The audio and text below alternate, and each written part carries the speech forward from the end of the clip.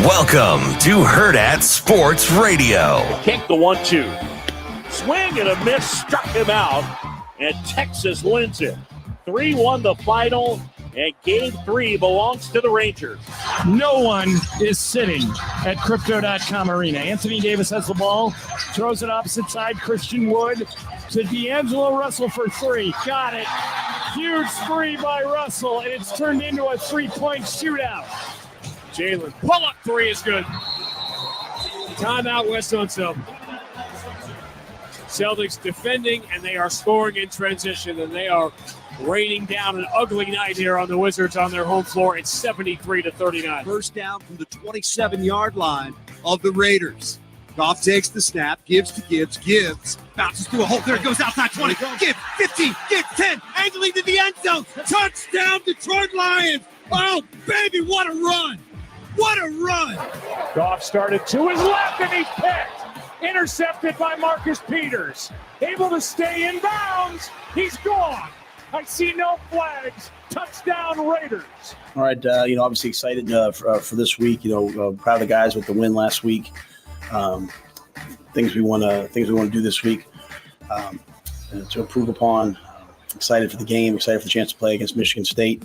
On a personal note, excited to coach against, Coach Barnett. He's one of the good men in football for many, many years. Kind of young guys like me look up to. Spent several years there. Was at Florida State. I think what he's done for his alma mater. He was an All-American there. He's a great player there. What he's done for his alma mater, stepping in and filling the void, I have a lot of respect for. It's exciting.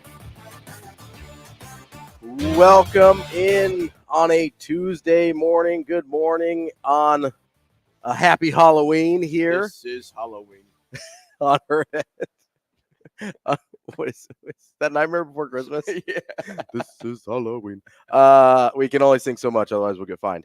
Good morning and welcome to Hurrdat Sports Radio. So I don't get fined.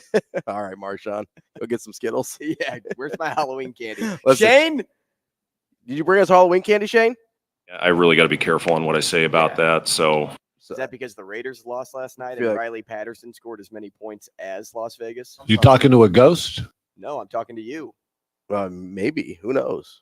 Is Shane really here? Well, yeah, you're right, because we have not heard his voice one time. But I can see him. That's all right. Wasn't He could pretty. be like Casper the Friendly Ghost. I think he would be. He's over here raising his hands to the sky because He's once the trying to heat warm up. starts hitting, it goes through the ventilation system up here, and Shane just like underneath one of the vents, just like, please warm up my little fingers. Just trying to have a little bit of fun. He's just he's Shano the vaping ghost over there.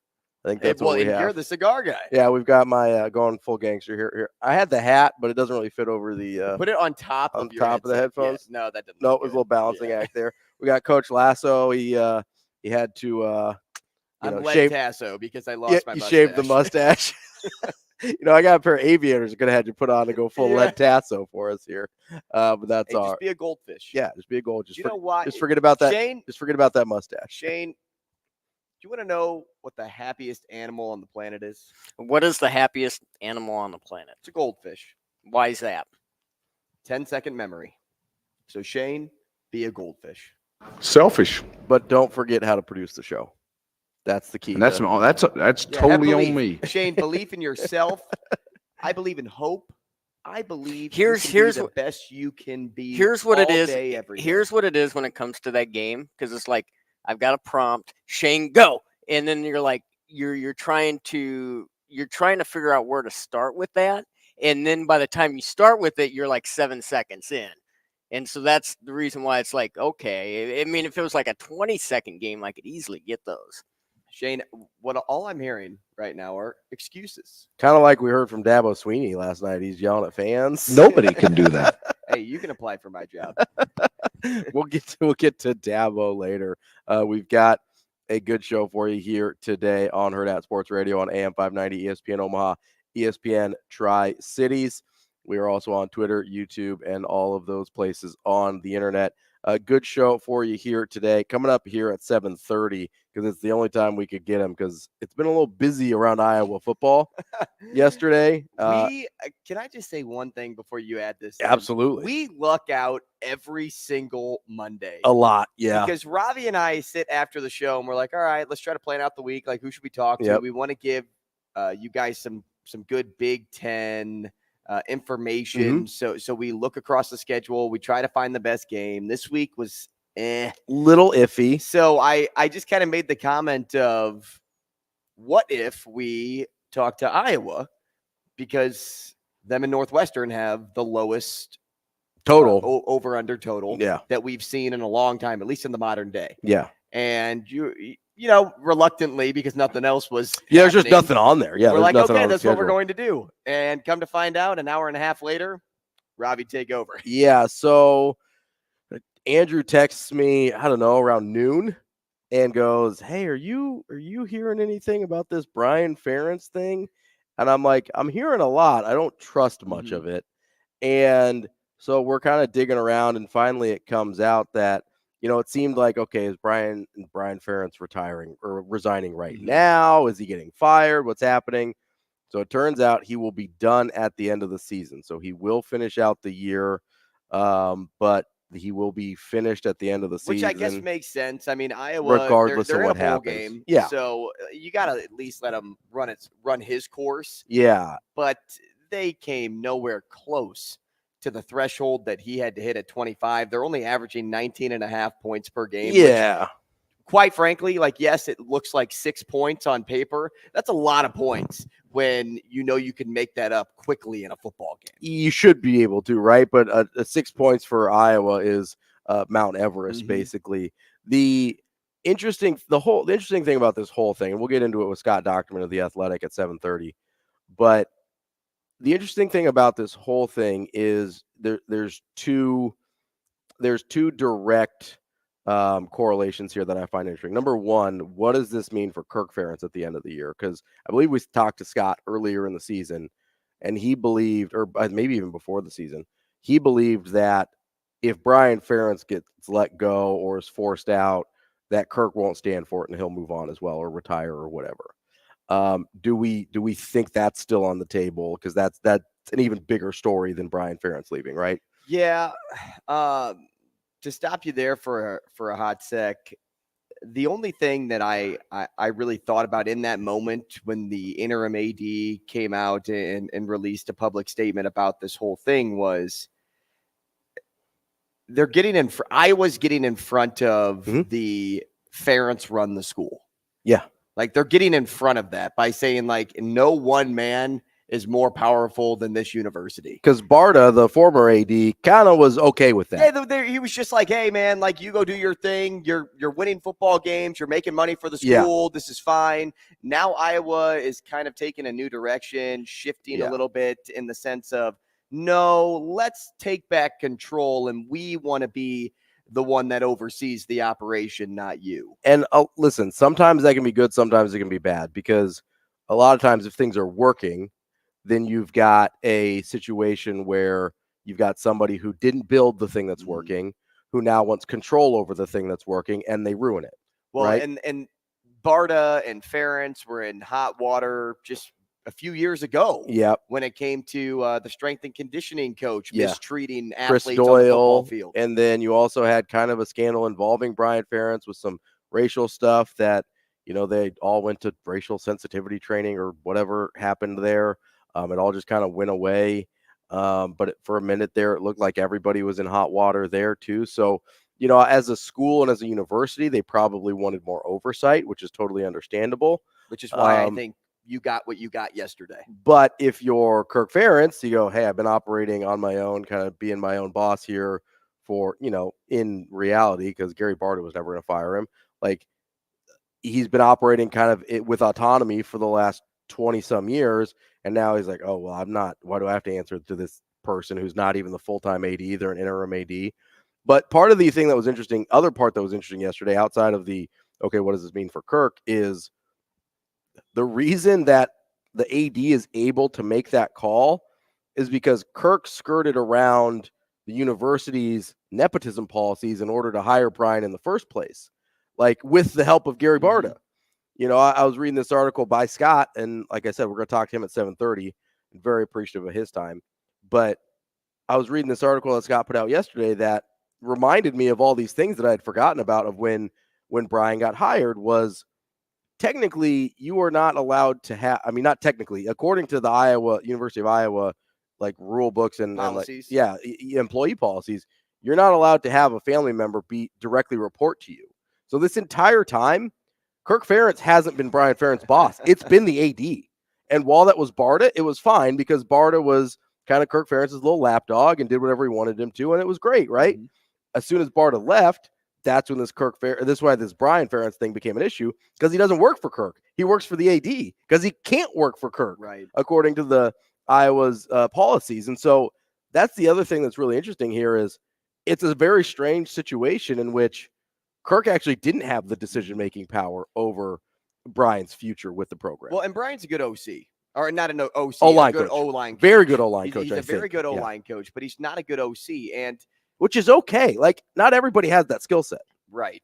But, skirting around that policy doesn't really matter to me a whole lot. And it shouldn't really matter to Iowa as long as that program's winning a lot of football games. It doesn't matter until you get to a place Iowa like this. has that ability to change that, while this experiment is in progress, right? If Brian Ferentz was putting up 35 points per game with this offense at Iowa right now, there would be no reason for anybody to fact check what the policies said or what the handbook, once said before he even got there.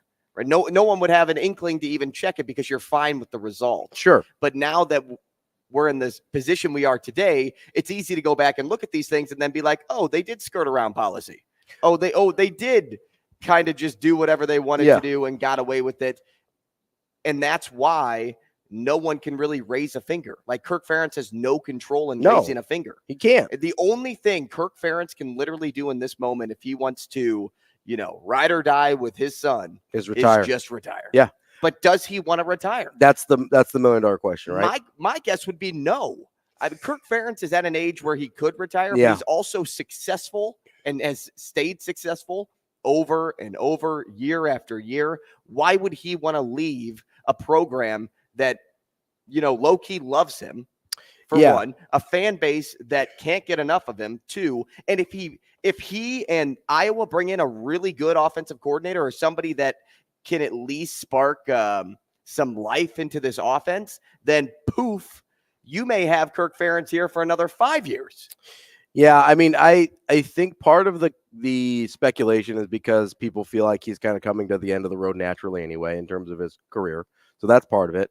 And the other thing is he doesn't need it, right? He doesn't need to keep coaching. But it goes back to what we said with Dusty Baker just last week. He's a lifer, right?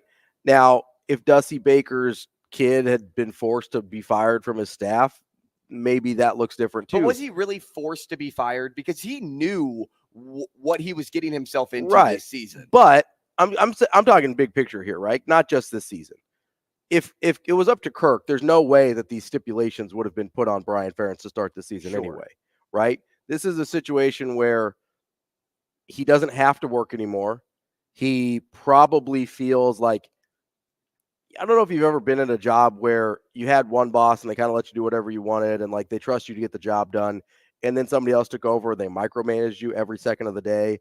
And you just couldn't, like, didn't matter what you were doing, whether you're doing the right thing, doing the wrong thing, whatever, they were always on top of you. Even if I haven't been in the position, which I can't say that I have in my short time. Working in the professional world, I can understand. It's a very common thing that happens, right? You have people that, you change management positions, you change your management styles, and you go from a very like relaxed, hey, we trust you to do your work, to, hey, we're going to be on top of you all the time, 24/7. And there's a chance that Kirk Ferentz feels that way. And there's nothing that, I mean, just from having seen other people leave jobs and having left jobs myself for that reason, you can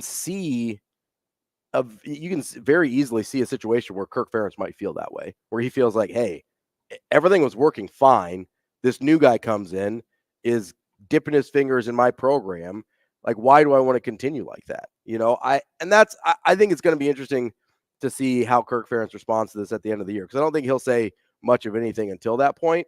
But it wouldn't shock me if Kirk Ferentz just like, hey, screw you guys, I'm out.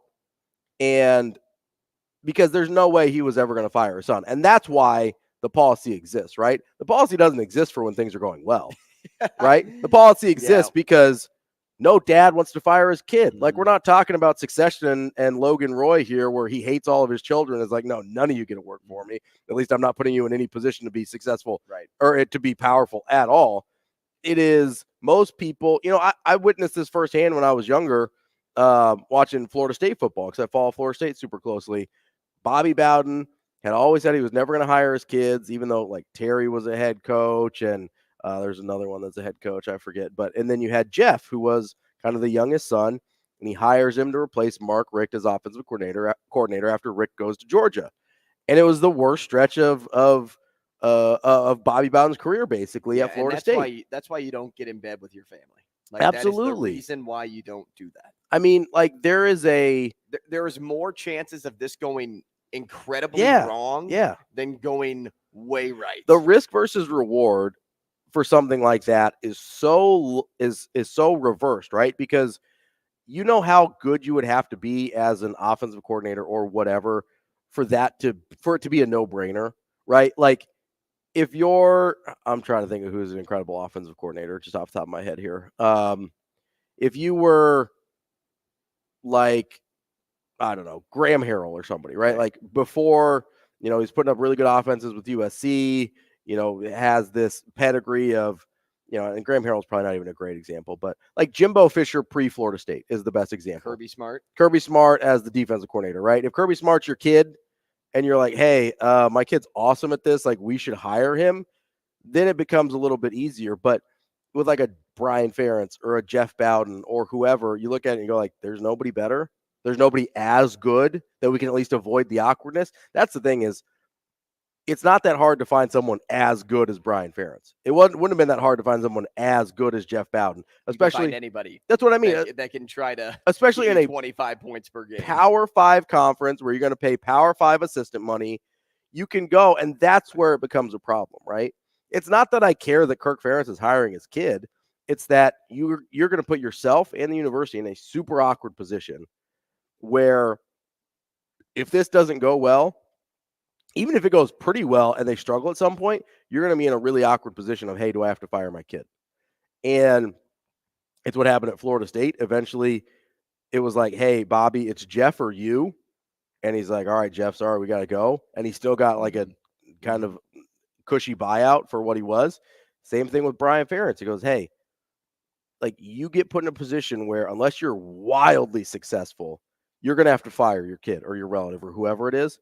And that's so awkward. So the other thing here that I think about with the contract clause that was mandated on him this year to get to the 25 points per game and get to a bowl game and continue to average it through a bowl game, it's almost as though Iowa knew exactly what they were doing last year when they put that clause on him.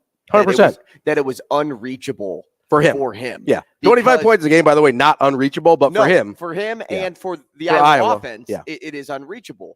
And so by doing that, you knew it was too high and too far reaching for him when he first came out and talked about it and said, well, are you going to be mad when it's 24-10 against Wisconsin and we get the win, like X, Y, and Z? I'm like, are you really going to start like pointing fingers now? Because you barely, and I mean barely, beat South Dakota State last year. Barely. It was 7-6. You barely beat South Dakota State last year. Yeah. And then it further trickled on down the season where Cooper DeJean was the majority of your point scoring. Yeah. And that was not even on punt returns. No, on defense. That was pick sixes. Yeah. That Cooper DeJean was doing that. This year, he's been the majority of your offense on special teams. Yeah. So a guy that you don't even coach is scoring more points than your offense. That's how I knew this whole goal was unreachable, even from last year. And Iowa, they knew what they were doing from the very beginning. It's the same thing that Trev did with Scott Frost, to be honest. Like, Trev knew, and listen, we never got the public declaration of what those metrics were for Frost, But this is the exact same thing. I'm sure whatever those metrics were, Trev knew that for Scott Frost, they were unreachable. I'm positive. Now, he ends up getting fired before that anyway, because, you know, you lose to Georgia Southern at Nebraska and you haven't had a winning season yet. Like, you get fired. I'm sorry. Like, that's just how it works. But I'm sure that's the exact same thing that happened with Trev, where he goes, hey, I'm going to put these metrics in place. They're going to look really reasonable, but I know because of what I've seen in this program that there's not a chance in hell that you reach them. And I'm exactly sure what happened both with Iowa and Nebraska.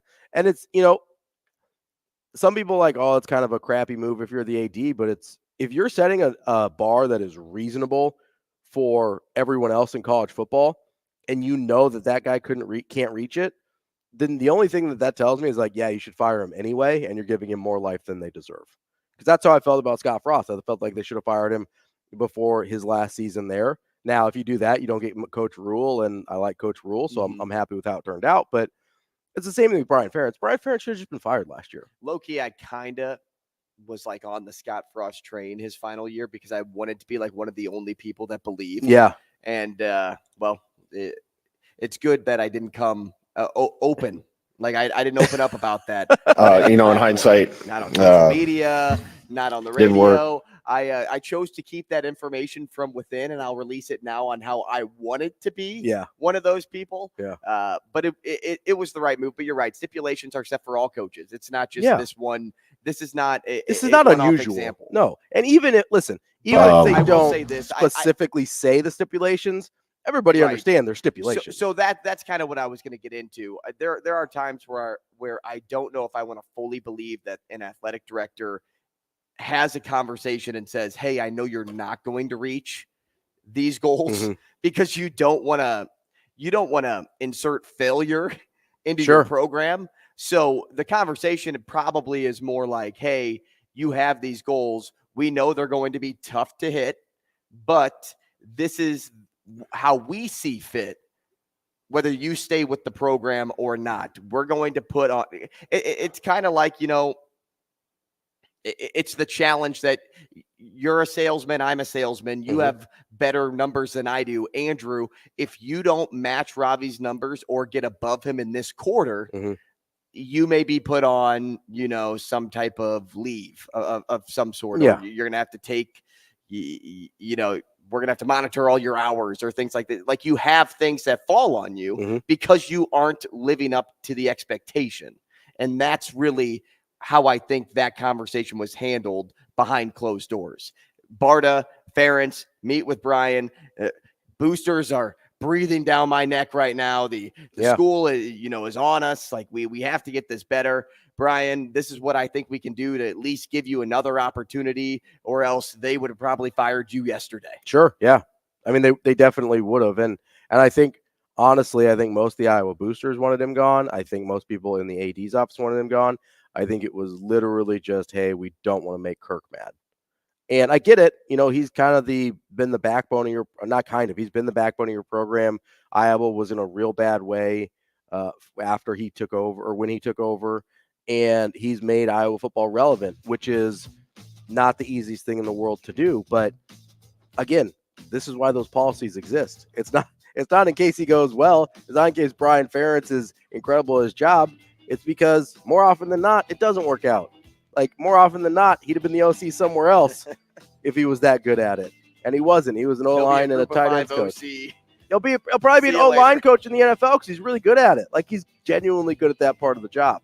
Coming up, we're going to talk to Scott Dochterman, a little bit more Iowa football before we move on here this morning on Hurrdat Sports Radio.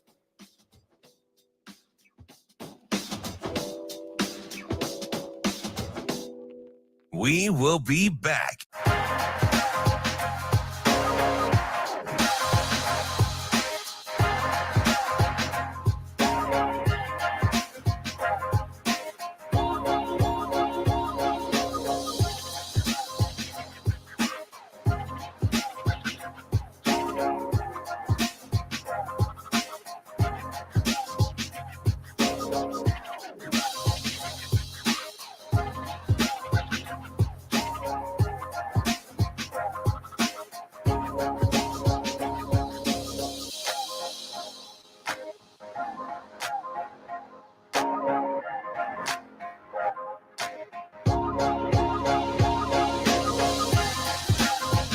We will be back.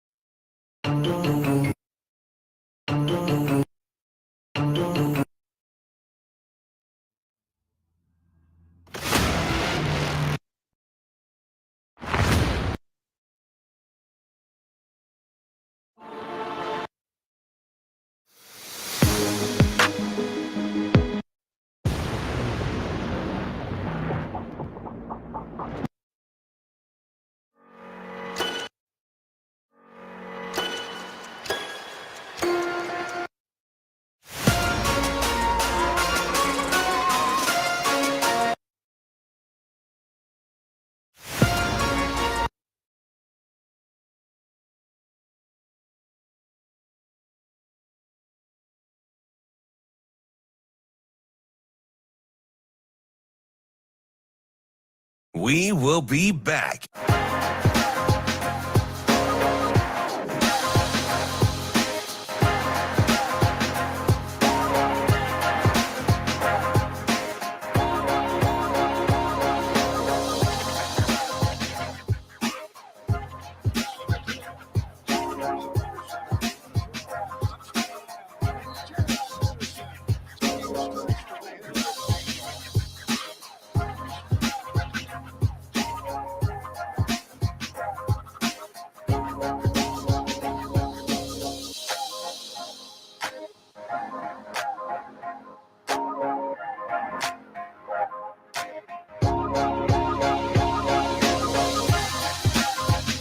We will be back.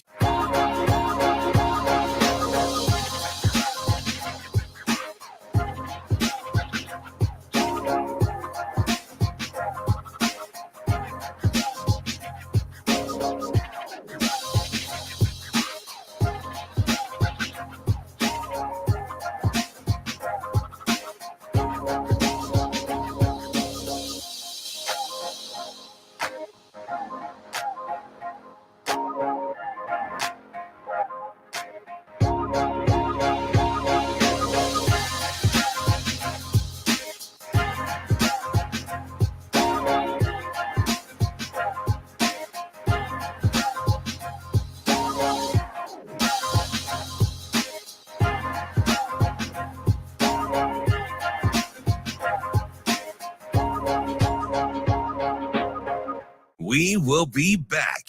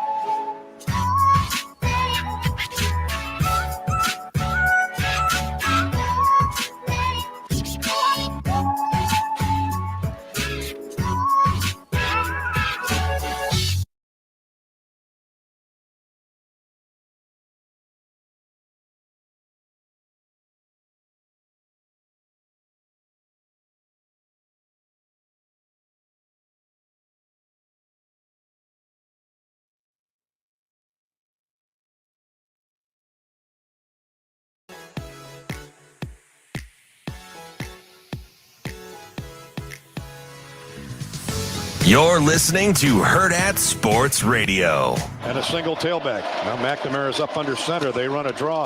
Touchdown, Iowa. Jazz Patterson scores on a counter draw over center and right guard. And I don't think he was touched, and they had everybody on the line.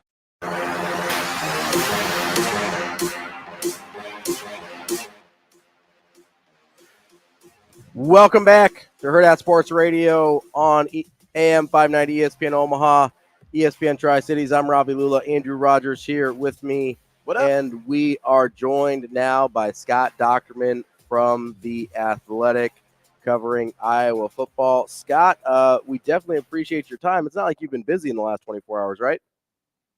Yeah, it's been a little bit of a wild ride, I guess, since Sunday, and here we are.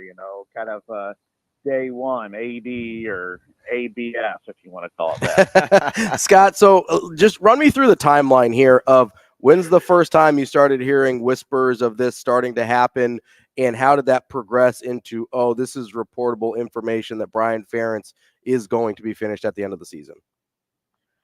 Yeah, I mean, there always are rumors, and that happens with every major program, and you just kind of check into the ones you think are normal, or ones that you think are legitimate, and then the ones that are just somebody throwing out speculation that people are trying to pick up on. Well, I started hearing from legitimate people on Sunday that there might be something in the works here, and it's been discussed. And then it just turns out that there's really a lot of smoke then on Sunday night, and by Monday, it became readily apparent that what had happened.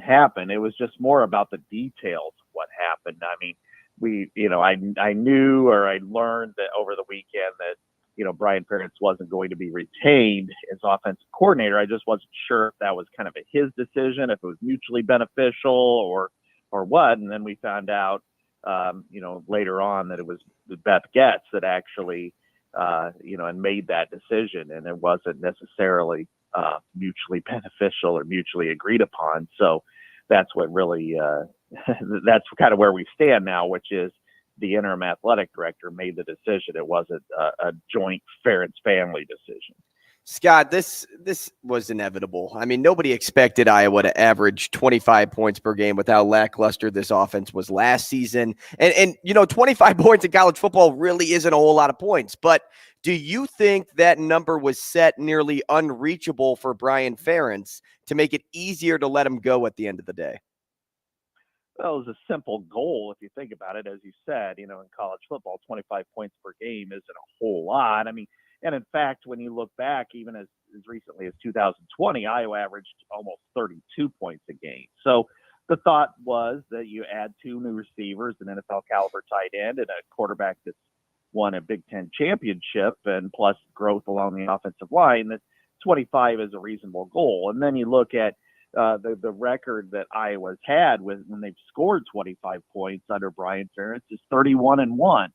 So the thought is, if Brian Ferentz can at least get to that level, then Iowa's going to be a championship caliber program with that defense and special teams unit. And as the season kind of progressed, they started off slow and were a little bit sluggish on that side of the ball. I think some of it was unexpected, some of it was. But when Cade McNamara tore his knee, and when you saw Luke Lachey go down with a broken leg, that really changed the dynamic of the offense, set it back. And then here we are now, where it's worse than it was last year. And last year I thought was rock bottom. And so it's in a difficult situation where they're trying to play complementary football without one of the three parts. Scott, you mentioned how not that long ago this offense was more than functional. 32 points a game is pretty good. What happened over the course of the last few years that we went, because it wasn't just 2020 like you mentioned. The first couple years under Ferentz, they were pretty solid, if not better than that offensively. What happened? Like, where did this all go wrong? There are a couple of different areas, and it all really collapsed at the same time. I mean, they lost some good wide receivers. Their offensive line, they had some really good players there for a while with Tristan Wirfs, Alaric Jackson. Both of them are starting left tackles in the NFL. Tyler Linderbaum, who's a starting center, and they weren't able to replace them. I mean, their 2018 and 19 offensive line classes produced basically one offensive lineman, and he was a marginal to below average starter. And so they bottomed out there. They had a lot of injuries, and then you cannot dismiss quarterback play. Nate Stanley, who was a guy that I think everybody thought was serviceable, decent at times, he did throw 68 touchdown passes, and since 2020 they've thrown 34. So you're talking about half the number of touchdown passes, over that period of time. And so when you add those up, then you look at, okay, are the coaches giving them the best opportunities to win? And I would say schematically, no, that they've been behind the times for a long time. But then the coordination and the play calling have not been up to par. So, and it's realistic and perhaps even legitimate to say that they underachieved in Brian Ferentz's first 3 years when you have tight ends like Noah Fant and T.J. Hawkinson and some pretty good receivers and obviously the offensive line. So I think overall the last 3 years have really been indicative of a lack of talent, lack of development, a lot of attrition, and probably poor play calling. Scott, I'm curious to know the state of mind the fans are in right now. What has been the overall reaction in Iowa City? Are people thrilled? Are they relieved? Do they not really care right now because Iowa's first in the Big Ten West? What's going on over there? Well, I can tell you this, that there are fireworks going off all over the place last night in Iowa City area, and I couldn't tell if that was because, Sam Laporta caught a touchdown on Monday Night Football and somebody won a fantasy football game, or if that was because of this. I'm kidding. No, the reaction's been, as positive as it could be. Sure. Here, and because this is something that Iowa fans have felt like they've felt paralyzed. I mean, when you have a coach like Kirk Ferentz, and you can't dismiss his success. I mean, he's won 200 plus games. He's a Hall of Fame coach, one of the most successful in Big Ten history. However, the stranglehold over the football program has prevented any kind of change. And everybody here, and just like everybody everywhere, can see the detriments of this program. They have an outstanding defense. Last year was one of the best in the country. And this year it's among the top 10. And then you have maybe the best special teams unit in the country. And you have an offense that had 12 yards against Minnesota in the second half, or that didn't complete a pass to a wide receiver against Purdue. And when you look at those things, you're like, how can you be so terrible in one area and so good in the others? And so that's kind of been the reaction here, that people are like, finally, something's going to change here. And ultimately, this is an unusual situation because you have an interim athletic director making this bold move, and it's seemingly without the Ferentz family consent. Then I think you overall, you wonder what's the next step for Kirk Ferentz. Well, that hasn't been addressed. He will talk today, and I don't expect him to come out and say anything to his future, but it is something now that's probably the next question. Scott, you mentioned that $1 million question of what does this mean for Kirk Ferentz. I believe we talked either before the season or early in the season, and you said, hey, if this ends up going poorly for Brian, you can definitely see a world in which Kirk calls it a career as well. You still think that's on the table as far as possible options now that his son has been dismissed? I think anything's on the table now. I mean, I've never gotten the vibe that Kirk wants to leave. Part of it was Brian, wanted to kind of leave on his own terms, and whether that's the NFL or another college job, that he's going to go. He's got two other sons. It's funny because sometimes we think of him as like the only child just because he's the crown prince or something. But, I think in this case, it's, Kirk's going to have some decisions to make. He is 68 years old. He still has a really healthy program. I mean, they're still third in the Big Ten in wins over the last, 5+ years, and they've had some success, but now he's going to make a decision. I mean, he is not the ruler of his kingdom anymore, that somebody else made that call, and he's got to decide, is this something that he wants to continue to go forward with, or is this something that he wants to end? And so that's going to be interesting to see. And I think a lot of that may play out through the course of the year. I mean, if they go 1-3 down the stretch or something, then I don't know that there's going to be a lot of people here saying we need to continue this altogether. However, I haven't calculated his buyout today, but he does have a contract to 2030. So it's going to be his choice one way or the other. And but this is one way where he can end his legacy on a high note. If he goes out and able to go get a different offensive coordinator, maybe this team takes another step forward. Scott, quickly here, just about 20 seconds. 29.5 is the over-under this weekend. If you're a betting man, do you still take the under? Oh, yeah. You take the under every week. You might lose this week, but you're going to win. Scott Dochterman from The Athletic. Scott, I know you've been crazy busy. We very much appreciate your time. All right, thanks for having me on. Hey, thanks, Scott. That's Scott Dochterman from The Athletic. Coming up next, we've got Chris Solari. He is covering Michigan State football for the Detroit Free Press. Coming up next to preview Nebraska's next opponent here on Hurrdat Sports Radio. We will be back.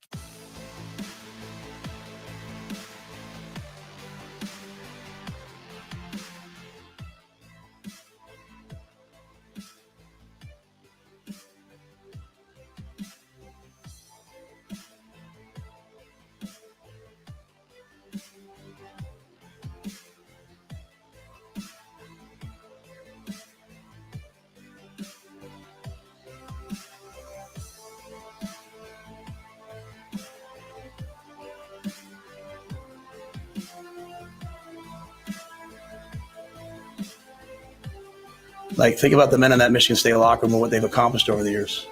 Think about the last time we went there, right? We had it almost won, and we lost in the fourth quarter right on special teams play. So think about, like I said, think about Coach Barnett, All-American there, spends 15 years of service, steps in as the interim head coach. Maybe he'll get the head coaching job, I don't know, but his last game as head coach, this is their last game at home. How would you coach? You know what I'm saying? How would you play? If you're a senior, if you're those seniors and you didn't go in the portal and you decided to stay and fight for your team, like I said the same thing about Northwestern.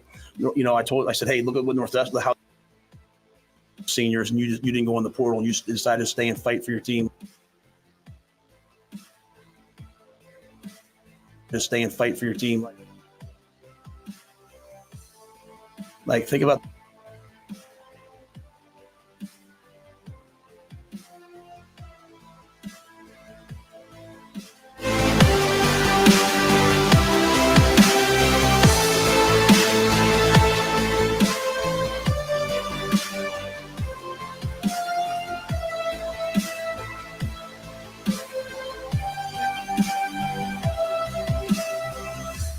We will be back.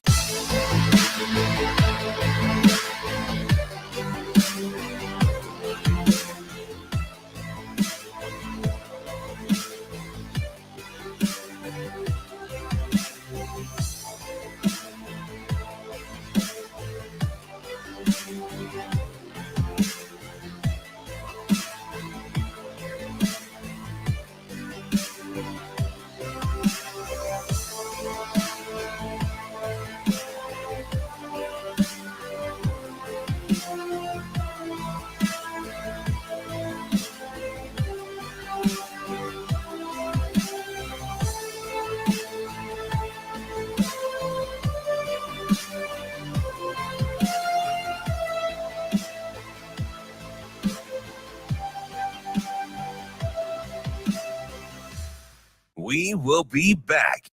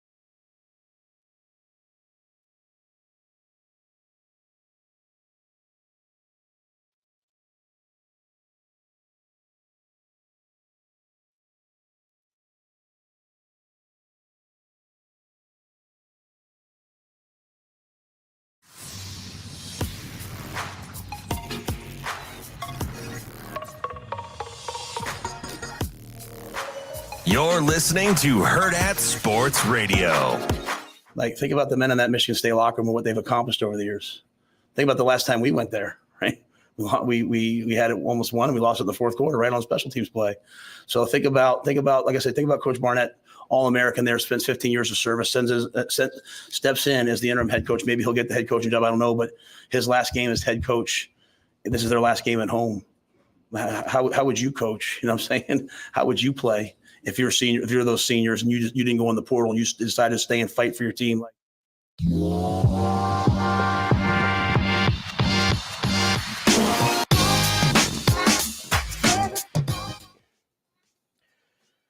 Wrapping up hour number 1 here on Hurrdat Sports Radio. Ravi Lulla, Andrew Rogers here with you on AM 590 ESPN Omaha and ESPN Tri-Cities. We are joined now by Chris Solari from the Detroit Free Press covering Michigan State. Chris, how are you this morning? Well, I'm tired because I spent the night rewatching Michigan State Central Michigan season opening game, trying to find breadcrumbs and clues for all the things that are out there. I started watching it a little bit during the day yesterday, but oh boy, have those rumors picked up and intensified. Well, Chris, we appreciate the grind and hard work that you're on there.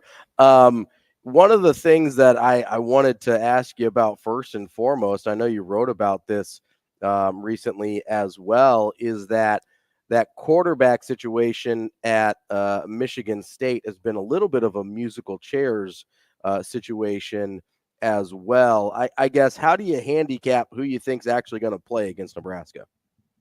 Boy, I'd say where are we at? Tuesday? I'd say I'm 60-40 on Sam Leavitt, probably. Okay, the true freshman. I thought, yeah, I mean, he's got one more game left, and kind of like Matt Rule said, Michigan State's looking to win this. I mean, they're looking to get out of that losing streak, give Harlan Barnett a win. It's senior day. And quite honestly, I mean, there's 2 games left in the month of November that are, I say this with all understanding of where they're at, that are logistically winnable. Mm-hmm. Not winnable games. I don't necessarily think they're winnable games, but, the Nebraska game and the Indiana game seem like the most logical chances for them to end this losing streak, because they also got Ohio State next week, and then they finish with Penn State and Detroit, which is not exactly the greatest, 1-2 punch for this team this year. But I think Sam Leavitt's the guy. He showed some things against Minnesota, but again, Caton Hauser showed some things earlier in the year too, particularly that Rutgers game. Once the tape gets out, I think that's going to be a tough thing to see. How's a true freshman going to adjust when defenses adjust to him and his strengths? Chris, as you said, the Spartans on a 5-game losing streak. Nebraska has won 5 of their last 6 games. Make a case for me why Michigan State will win this game, and then follow that up, if you could, with a case on why Nebraska will win this game. Well, I think, the emotions of the day and the I guess, trapped in the corner, wounded animal mentality that Michigan State needs to have are the reasons how they can win the game. I mean, they have to play a perfect game as they've had in months. And Nebraska, the case to win is just ride that wave of momentum that you're on right now. Don't change things. This isn't an opponent that you really need to do anything outside of the norm based around how they've been kind of, I don't want to say circling the drain, because I do think Michigan State's been competitive oftentimes for 3 quarters and then fading. It is a program that's down. It is a program that physically is beaten up in terms of the guys that they have injured. So I think you just stay the course if you're Matt Rule. Chris, I'm curious, is there anywhere you look at this Michigan State roster and you say, hey, if this kind of started clicking, they could be dangerous, at least in this one area? I like their secondary. I think their secondary is good, young, and hungry, and they're a little more ball hawking than the versions in the past few years. But they are prone to giving up big plays, particularly in the middle of the field. I think their middle field coverage is struggling. I mean, their defensive line at times can play strong. The receivers haven't got much separation. Nate Carter's, at this point, their only legitimate and healthy running back. So there really aren't a lot of areas right now with this team, unless Sam Leavitt gets hot and, plays like he did at Minnesota in the fourth quarter, but also doesn't turn the ball over as egregiously as he did, I think that's about the only way they can have a shot here. Chris, we haven't really gotten to talk to anybody in state about this all too much, but I did see an article where Peyton Thorne, the former Michigan State quarterback, came out and spoke briefly about the scandals taking place at Michigan. What do you make of all the accusations over in Ann Arbor, and how do you foresee the rest of that investigation going? As I say, as I yawn from watching the Central Michigan State game, you're at what is this, week 11 in the season, week 10 for Michigan State, and I'm going back and revisiting the first game of the year. You want to talk about preposterous? I mean, we're talking about the state of Michigan right now. Okay, this is college football in the state of Michigan right now. An M word that involves Mel Tucker that I won't say on the radio. Appreciate that. Hitler, yeah, cyber espionage, and sideline sign stealing on a different team's coaching staff. I mean, it's preposterous. I mean, it is absolutely absurd, the things that have been happening over the course of the last few weeks and months, if you throw Tucker's situation in with the stuff that's going on in Ann Arbor. I mean, just when you think things can't get any more absurd, they do. And I don't know. I mean, you've heard a lot of smoke about both of those situations, both the Tucker situation and the Michigan cheating scandal. How much of it can be proven, I don't know, but it is made for a very strange 2 to 3 months on this beat and now on the Michigan beat. As far as the allegations go, I think everybody kind of understands that sign stealing is one thing, illegally scouting another opponent and paying for tickets and potentially having databases of people and things that you've gained and obtained illegally. I mean, it's wild. I mean, it is as wild as it seems and sounds.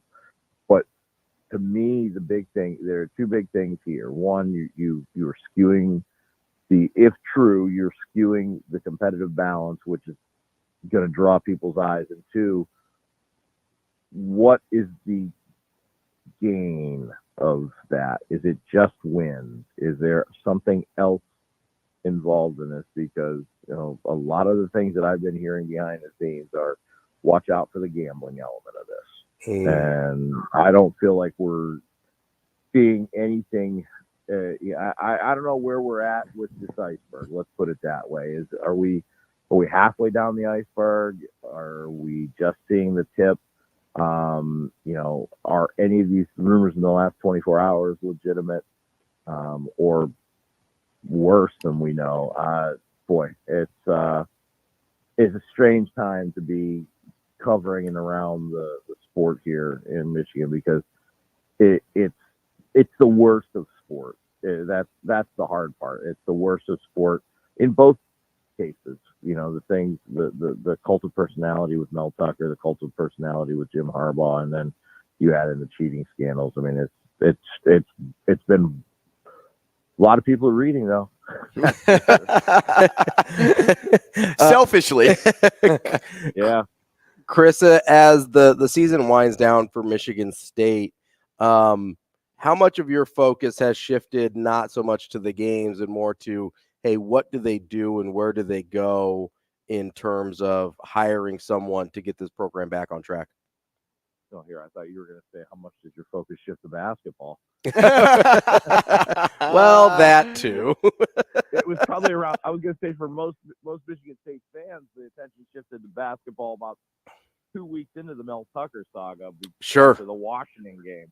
And it's going to be a good season for them. They had that exhibition game with Tennessee the other day that was phenomenally played basketball game for October. Best Right. game I've seen, best basketball game or football game I've seen in October this year. So, but in terms of the coaching search, I think now I'm going to go through my kids trick-or-treating tonight.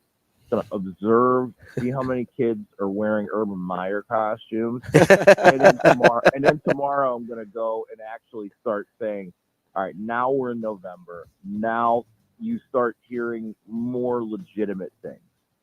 Fair enough. Now is when you know.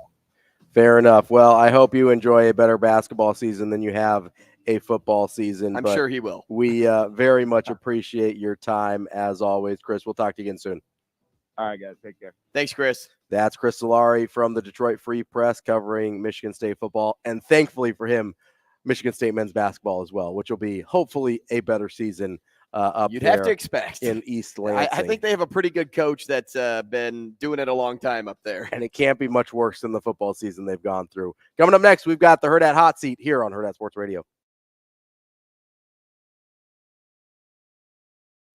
We will be back.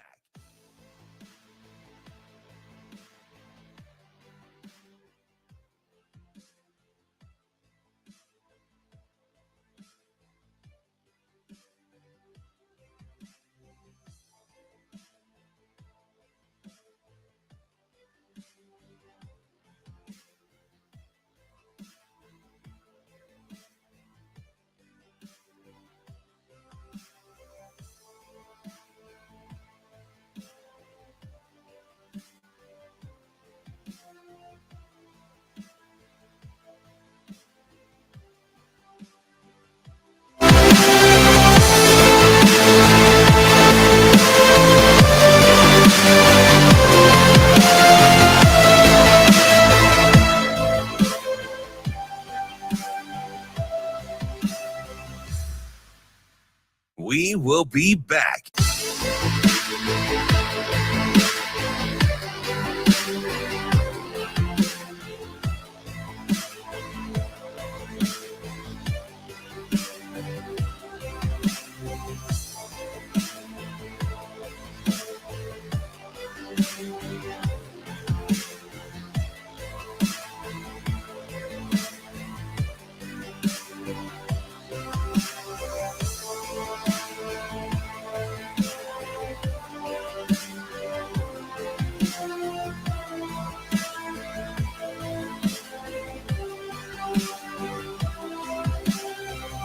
But the flip side of it is I just think we're kind of a tough team. I kind of like our guys. I think we're kind of a black, gritty, tough team. And I kind of like running the ball and stopping the ball. I kind of think that's pretty cool. You know what I mean? So I think it's a testament to that. I think it's a testament to winning the time of possession. I think it's a testament to playing on special teams and make, you block a punt 1 week, or block a field goal 1 week, score on special teams 1 week. I think that's kind of a testament to that. And what's unique, too, is that we're third, and this could be wrong, so if it's wrong, don't say I lied, just say I was wrong. But I believe we're third in yards per completion in the Big Ten at 12.6, which would usually say, hey, you know what, you should probably throw it a little bit more. And you know what? You're up 21-0 in that game, and they're controlling the game, kind of like, hey, let's just put you guys away. Got too late, we got to some of the inside zone slices that won the game at the end. Great job by. But the flip side of it is that controlling the game, I'm kind of like, hey, let's just put you guys away.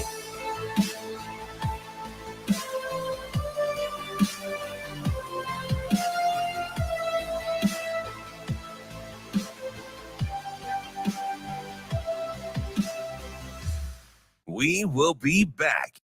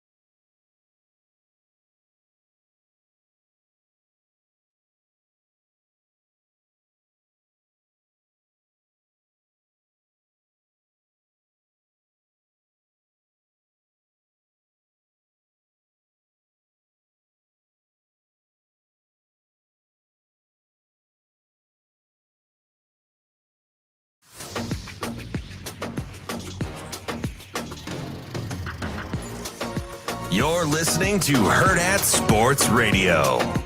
But the flip side of it is I just think we're kind of a tough team. I kind of like our guys. I think we're kind of a gritty, tough team. And I kind of like running the ball and stopping the run. I kind of think that's pretty cool. You know what I mean? So I think it's a testament to that. I think it's a testament to winning the time of possession.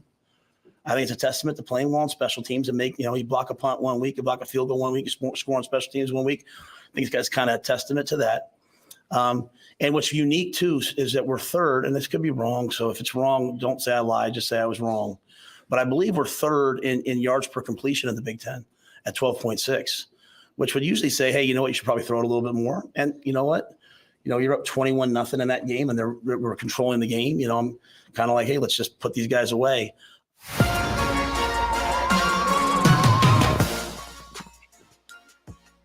Getting those spoopy season vibes going here on Hurrdat Sports Radio as we kick off hour number 2. I got Zombie Coach Lasso over here.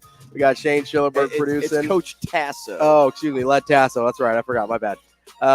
We have I'm Ravi Lulla, your local friendly neighborhood mobster, and we are brought to you by our. Works out perfectly with that ring. I know, that's why I busted out the ring for today. brought the kiss the ring out.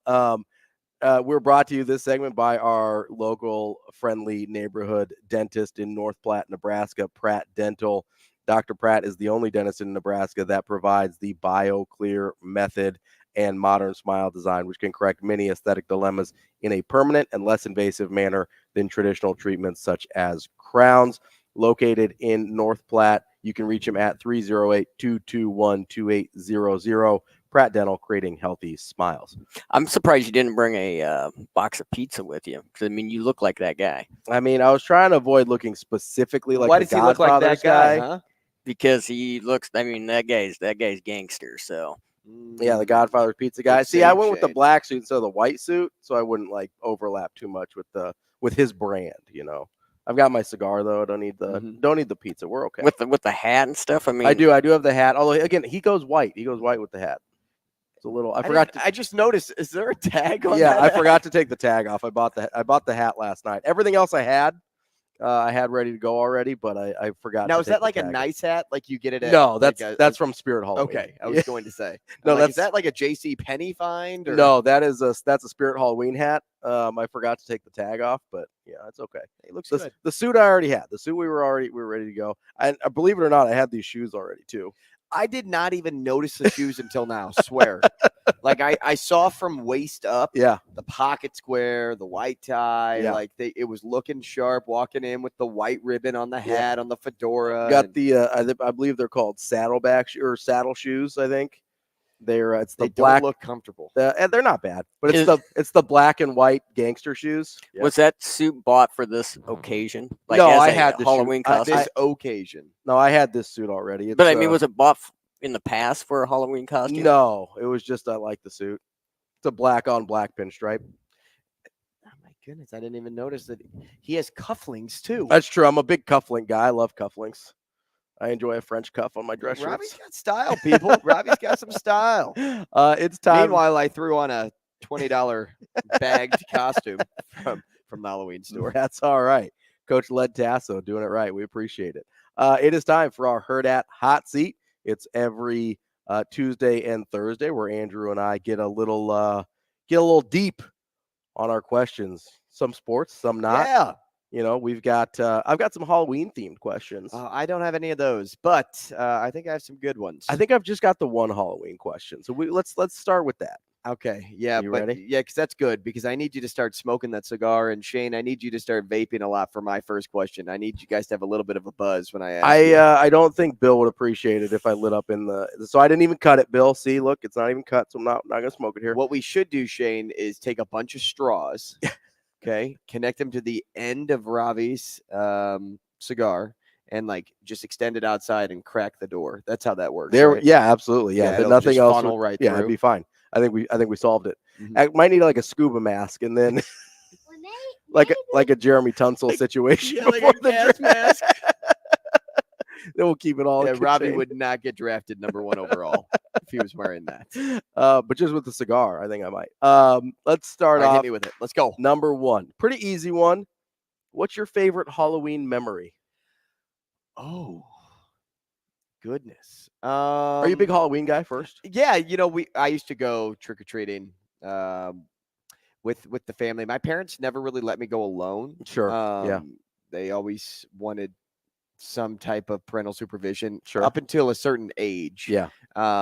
But even still, it was like a group thing. I think the one I super close with some neighbors down the road, and we just all went out. We went out trick or treating in our neighborhood. Like nothing adventurous. Gosh, was that a Halloween memory? I'm thinking I think this was a Halloween memory too. Yeah, this is what my brain's doing right now. I'm trying to come up with it. Oh, it was. Okay, so there was a Halloween party that I had. It was like 6th grade, 7th grade, maybe it was 8th grade. Yeah. Went over to a buddy's house, and they had inflatable foosball in their backyard. That's fun. Yeah, and not with I feel like some people use bowling balls. Have you ever seen people play that's soccer too with bowling intense. balls? That's too intense. Yeah, we're 8th graders, and we used an inflatable soccer Yeah, a ball. soccer ball. A normal thing to do. Yeah, and No one wants to it was super kick a fun bowling because you had to be you had to be strapped in as you're if you tied were on together. the pole. Yeah. And you could only move left and unison. right. Yeah. And you had to move with your partner. Yeah. Like it wasn't like you're the only one on your metal rod. Yeah. It wasn't a metal rod though. It was just an inflatable rod.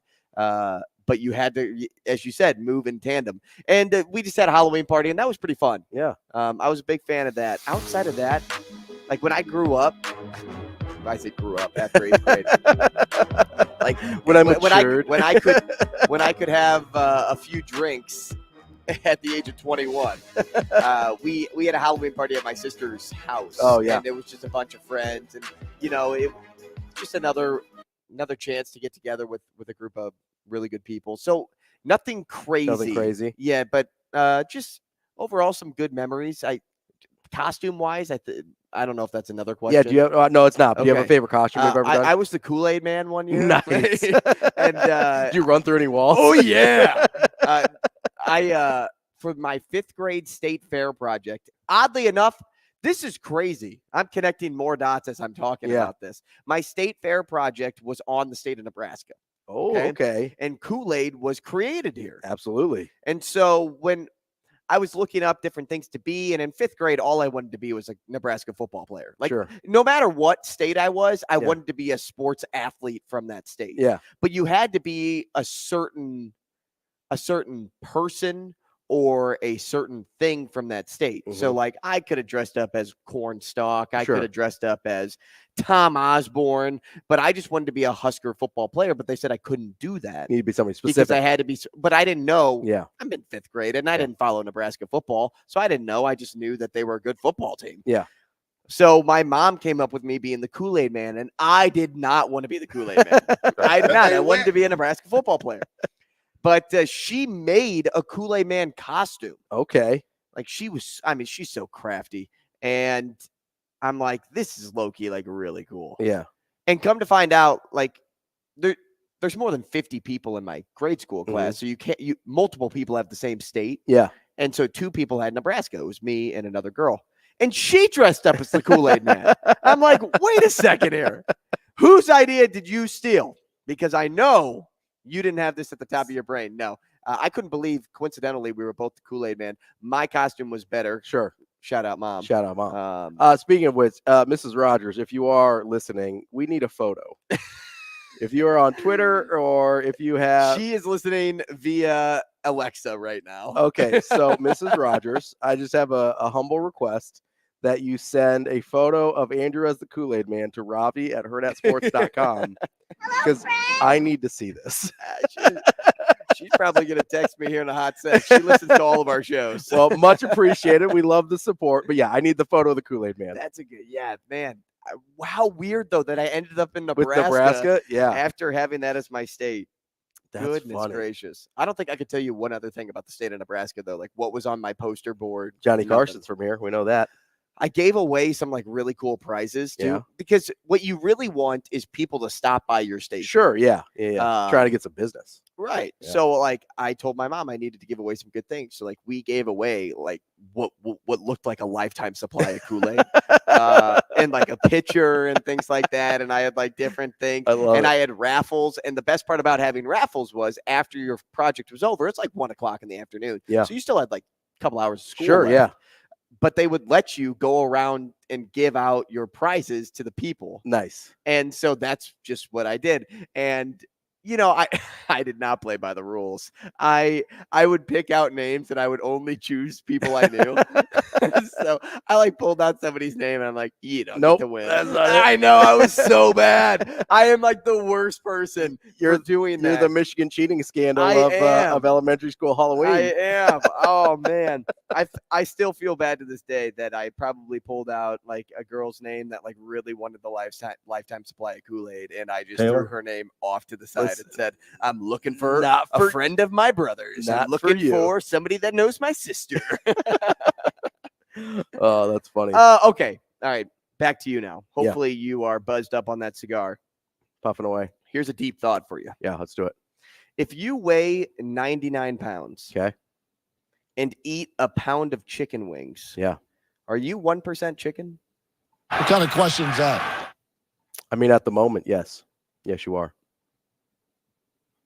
That's it. That's all I got. Yes. Whatever the hell it is. Shane, what do you think? Are you 1% chicken if you eat a pound of chicken wings and you're 99 pounds, so now you're 100 pounds? I really got to be careful on what I say about that. So. Oh, that's all you got, Shane. Okay, cool. Nobody can do that. Where? What was prompted by just random thoughts? Yep. I was just kind of sitting at home, and I sometimes I look things up on the internet. Sometimes I thought maybe you like ate a bunch of chicken wings, and you're like, what percentage of chicken am I right now? Well, so yesterday I ate a ton of pizza, and I was going to do pizza. Yeah. But I don't know really what a pound of pizza is. Like, yeah, it's probably less than you think because it could be heavy. Like especially if it's a heavy thin crust. It was it was my thin crust Emos. I do love it. That I bring back from St. I do love a thin crust. I'll bring you some back when I go back in November. I love thin crust pizza. Is it did it have the Prevel on there? Oh, see, I know. That's Emo's pizza, baby. I'm just making sure. See, I know. My favorite topping too, sausage and bacon, and Emo's is the best because they use strips of bacon. They don't use bits. Okay. So it's a literal strip of bacon. Yeah, just bring me one of those. That sounds perfect. Yeah, I got you. That sounds perfect. Yeah, it's like a $30 pizza too. Hey, it's so worth it. Listen, I'll pay for transportation costs too. No, my buddy went to law school in St. Louis, and so I went down to visit him a couple times, and we went and had the pizza and everything, and it's the first time I had Prevel, and I was like, ooh, I kind of like this. I'm texting my mom right now. I'll take it. Yeah, text her, be like, hey, need to email Ravi the picture here of Kool-Aid Man. Hopefully she's looking for it right now. Yeah, but I think you are 1% chicken. I think that's accurate. Thank you. Yeah, I think that's real. All right. Number 2. Yesterday was the sports equinox. Yes, it was. Only the 29th one ever. Don't ask me if I placed a bet because I did not. No, it's okay. In honor of all 4 major sporting events being played on the same day, what is your favorite spot on the sports calendar and why? My favorite day on the sports calendar changes because it's whenever March Madness begins. Well, that's what I mean. So favorite spot, not a day necessarily, but opening weekend of March Madness. Opening weekend of March Madness. And the reason for that is I really got an appreciation for this day in freshman year of college. Mm-hmm. I was on spring break in Miramar Beach, Florida. Mm-hmm. And when you're in Florida on spring break, what do? Maybe have a couple drinks.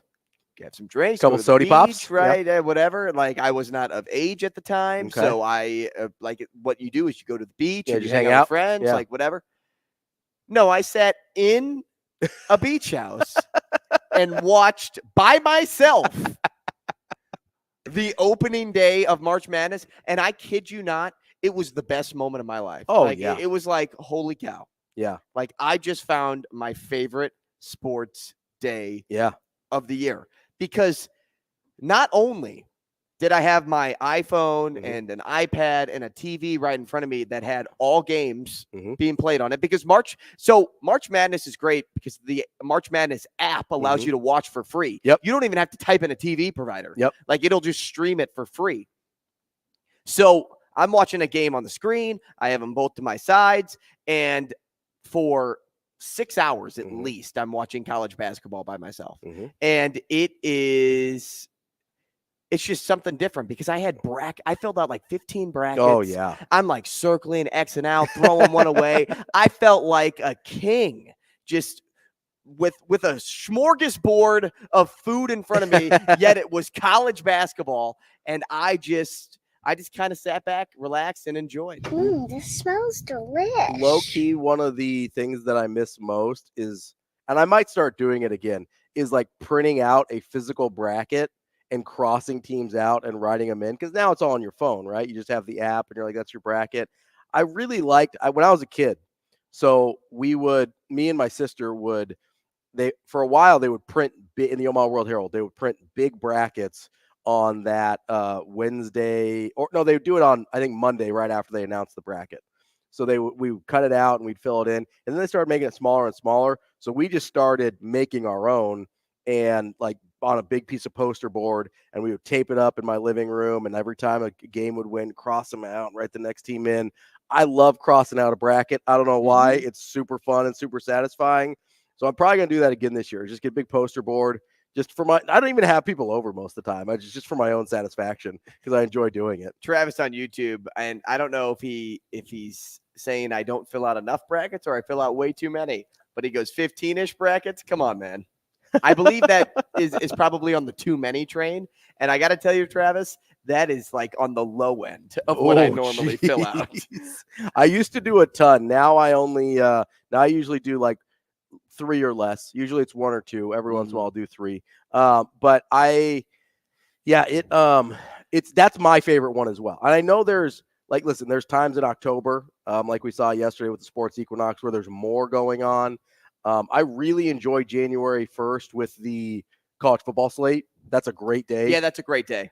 Or whatever day the college football playoff is on now. Usually there's other bowl games as well. That's a super fun day. But when I was growing up, it was all the major bowls were on January 1st. Right. Can I? Oh, sorry. Yeah, no, go ahead. Can I give you two? Your show. Go ahead, Shane. 2 that I think are better. I mean, I would put the opening weekend for NCAA basketball number 3. I mean, that's wrong. Opening weekend of college basketball. Okay. Well, no, for the March Madness. Oh, okay. March Madness at number 3. Okay. But before that, I would go number 1. I would go the championship day for college football. Okay. I'm talking like conference championship days. Ooh, that's a good day. The That conference is a good championship one. game weekend is a good day. And then opening day for NFL playoffs. I can give or take with that one. I prefer the conference championship day for NFL playoffs. You just have kind of the 2 games. That's a major deal. Is it cool to include a high school sports in this? I mean, if you want to.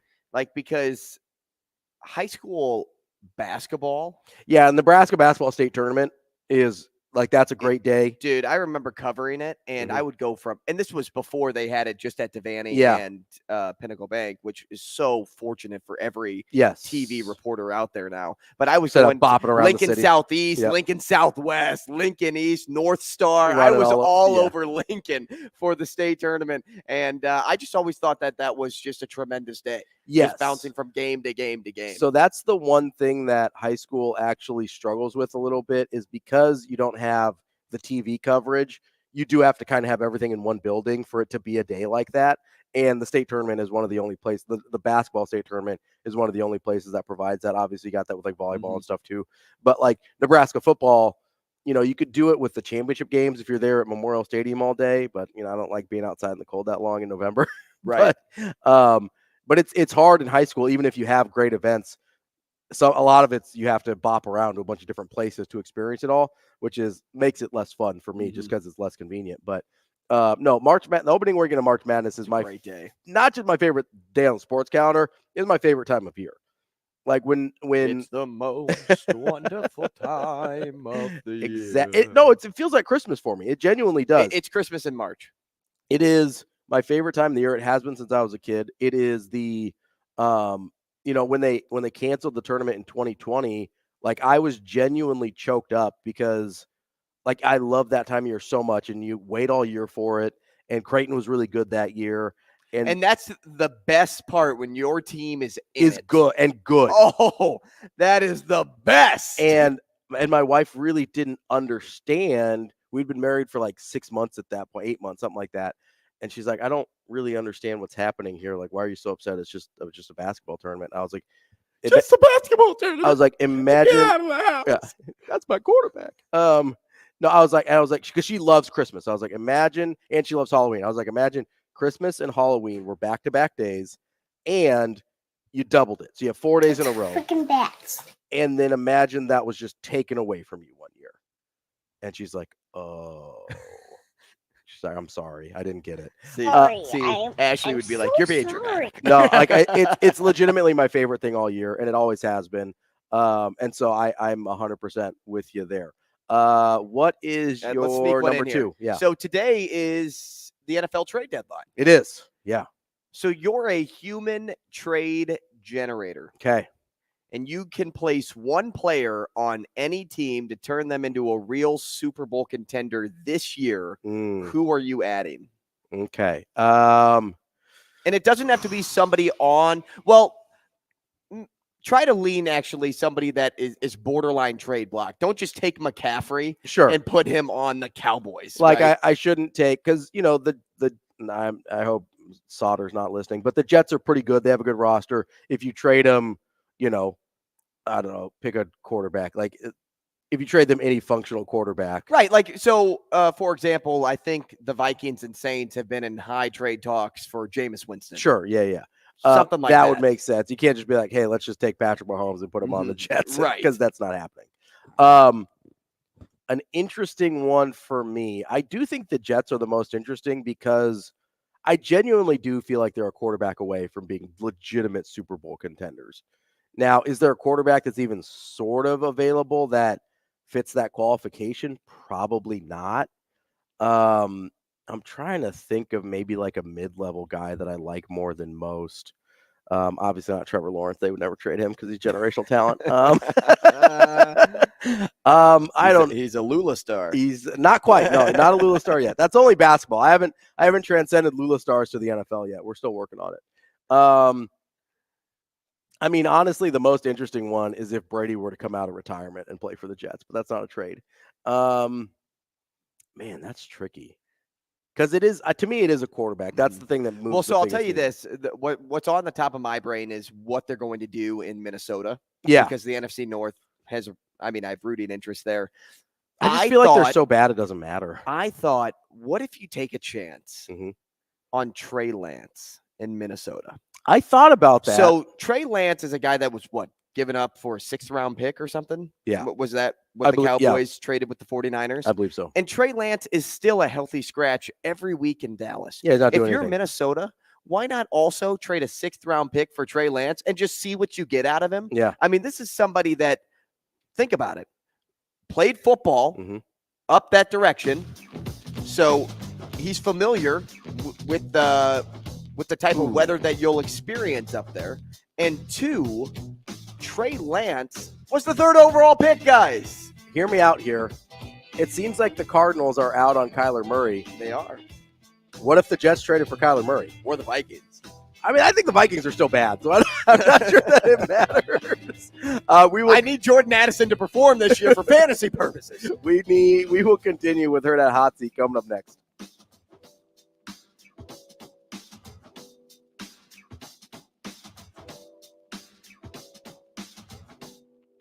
We will be back.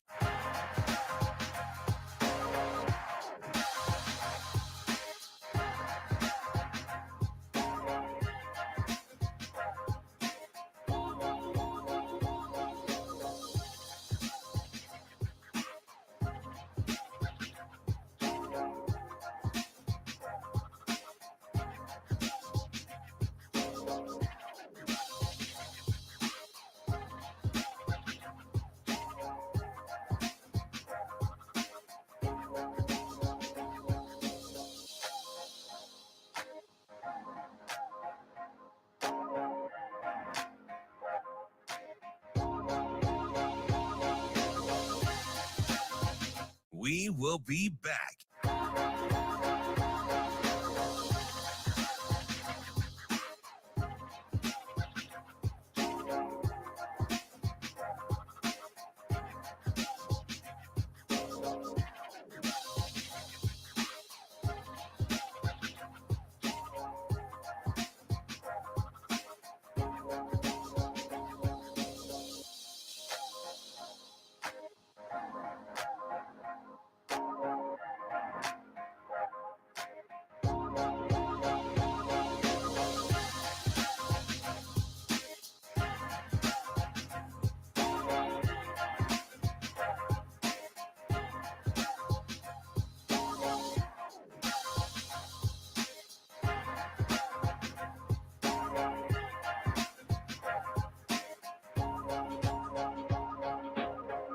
We will be back.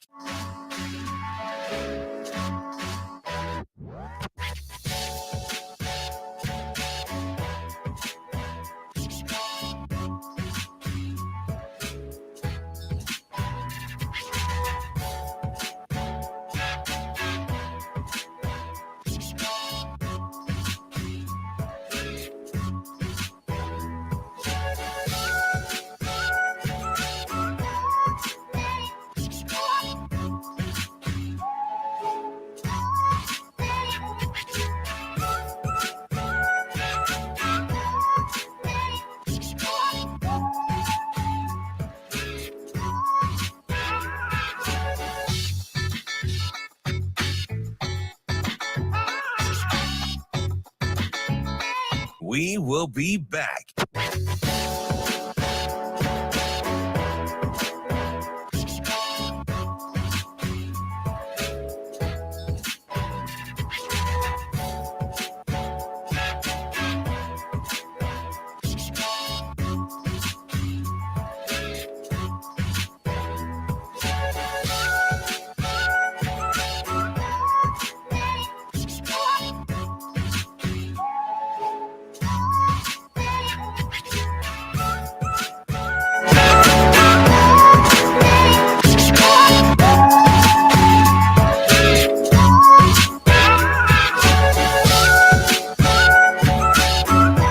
We will be back.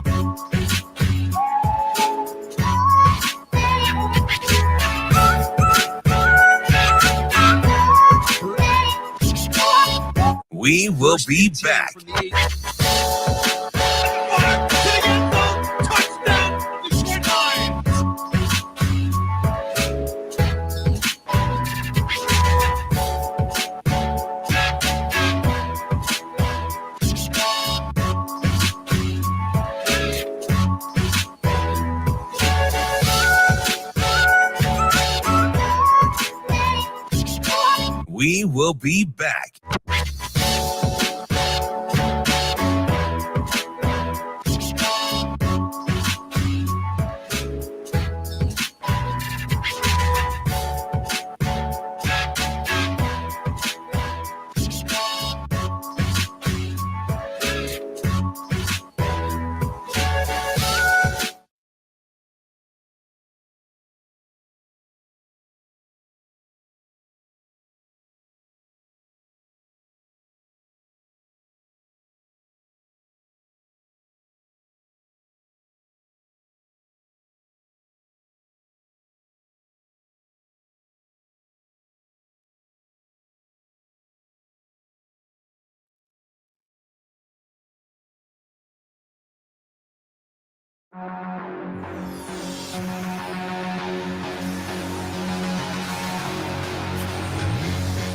You're listening to Hurrdat Sports Radio. 1st and 10 from the 18 of the Raiders. Goff's going to work out of the gun. He's got Gibbs to his right. Goff takes the snap, back and looking, wants to throw, does, deep middle, caught, Laporta, inside the 5, to the end zone, touchdown Detroit Lions.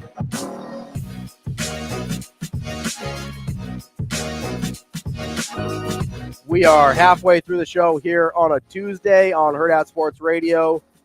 Andrew Rogers and Ravi Lulla here with you, and we are brought to you by our friends at Rockbrook Camera. Rockbrook is not just about trying to sell you a camera. They're trying to help you become the best photographer you can be, whether you're a professional like so many of our friends at Hurrdat Sports here, or if you're just a guy like me trying to capture your memories and share them with your friends and families. Rockbrook Camera has you covered. They can give you support after the sale as well with monthly classes to help you learn how to use your new equipment. They also have the latest technology for you. You can trade in your old gear to help you upgrade, or they have an extensive rental department if you want to try some things out and see what they have for you. You can check all that out at rockbrook.com or at their 2 great locations in Omaha, 168th and West Center, or in Lincoln, 70th and Pioneer. That's Rockbrook Camera. All right. By the way, yes. Before you get to what you want to get to, was that first half of the game last night, was that electric or not? I mean, was that just a stellar, out-of-control game? It was Big Ten West football is what it was. But it was actually exciting. Well, there was exciting plays. I mean, like you look at the Raiders, right? And first off, your wide receiver one of the best wide receivers in all of the National Football League, can't stand being there. Mm-hmm. It's not about the targets either. Mm-mm. That dude gets the ball thrown his direction. He just doesn't get catchable balls thrown his direction. Is that what it is? So Troy, there were a few that he dropped. So Troy was wrong about that. Hmm? So Troy was wrong about that last night. Troy Aikman? Yeah. Wrong about what?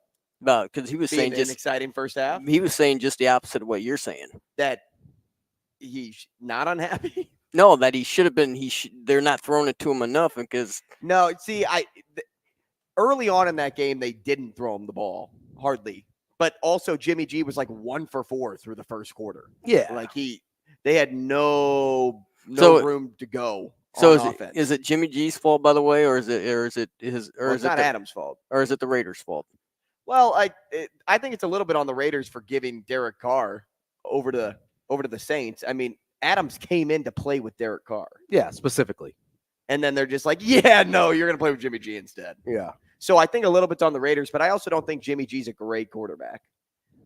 Like Jimmy G is serviceable. Yeah, he's your league average quarterback, basically. But he's not somebody that I'm like, oh my gosh, he's going to make the throw.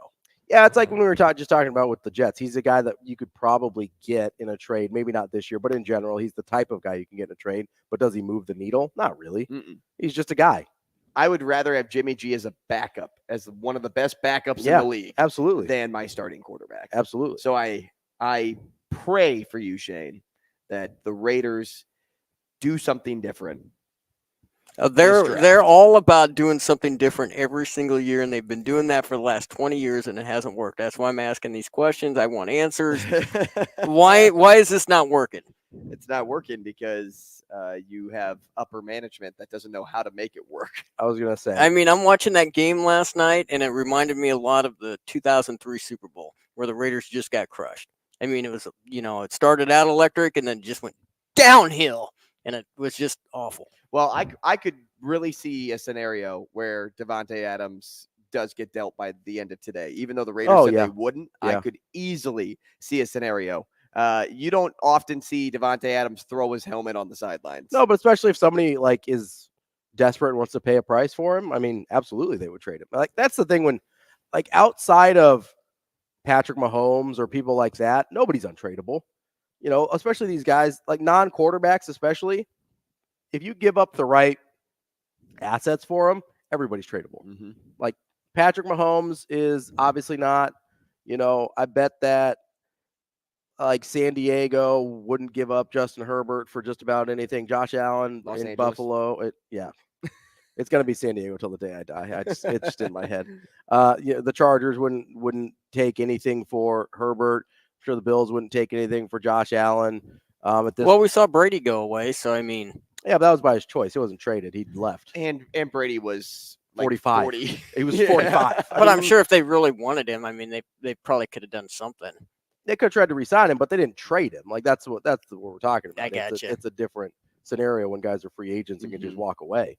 But it's also different when a guy's 45 years old and probably collecting AARP before he wants to retire. It's just a situation where Davante Adams is tradable. Everybody's tradable. Derrick Henry's tradable. Everybody has a price. Yeah, everybody has a price, unless you're one of the top 3 or 4 quarterbacks in the league. If the Bears came to the Chiefs today. Okay. And they were guaranteed the 1 and number 2 pick. Okay.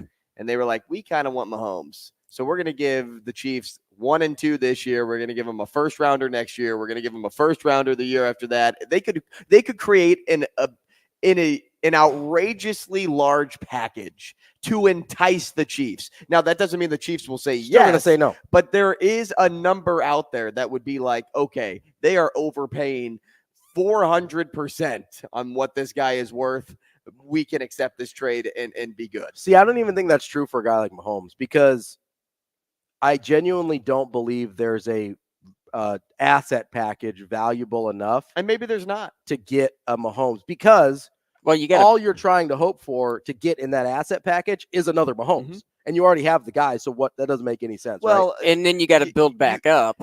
But I think that's more what it is, right? So it's Kelsey and Mahomes. That's it. Sure. That's it in Kansas City. But maybe you can build a super team by going that direction. Yeah, but you're trading a known for unknowns in a situation where the known that you have it was pure hypothetical, is Robbie. the I said best case scenario. I said the Chiefs would take in offers that could be enticing, but they wouldn't just jump. Yeah, I mean, and say, yes, this is what we're doing. Because yes, Mahomes is a generational talent. Yeah. Mahomes is unmatched when it comes to statistics, when it comes to IQ, when it comes to a lot of different things in football.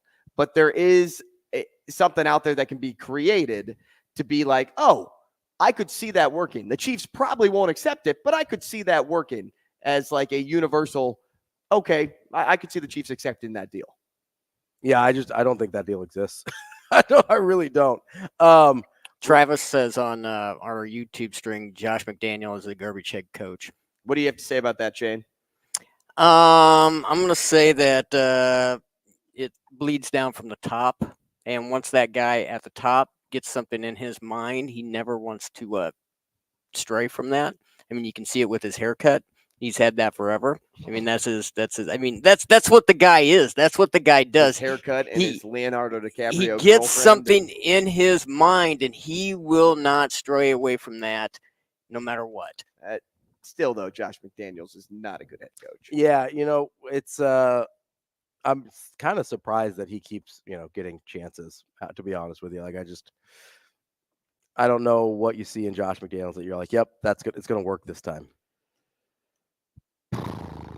That's all I have to say to Raiders fans. All right, let's get back into the Hurrdat hot seat real fast. Yeah, we got a couple Why minutes. you got to be so mean about that? Why you got to be mean about what? You're the one that started crapping on the Raiders to start the segment. We didn't do anything. You brought this upon yourself. Well, it's been 20 years coming, so. Let's go with this one. As you're watching the football game last night, they kept advertising this golden bachelor, and I'm like, what is happening here? And so 75-year-old man. Yeah, so I look it up, and it's basically just the bachelor for old people, right? Mm-hmm. So I'm thinking to myself, okay, if you could have an old timers game in any sport, and instead of NFL, we'll play flag football in case that's what sport you choose, so nobody dies. Who would you most want to see play again? Just a player, any player or a team, whatever. What's the thing that you would love to see? I would love to see Mark McGwire play again. Ooh, okay. And the reason is I don't remember much of Mark McGwire. Okay. Because I was you were a little young. Yeah. And like Albert Pujols would be more of like your sweet spot. I have core memories of Albert Pujols, but I don't have core memories of Mark McGwire, but I've heard so many great things. Mm-hmm. And like when he broke the home run record, like that is somebody that I would love to see back in action. And he is still huge. Oh yeah. Like he could still get up to the plate and probably rake today. At least against batting practice for sure. Oh, he's not hitting like 99 mile an hour fastballs, but you give him some batting practice fastballs. Oh yeah.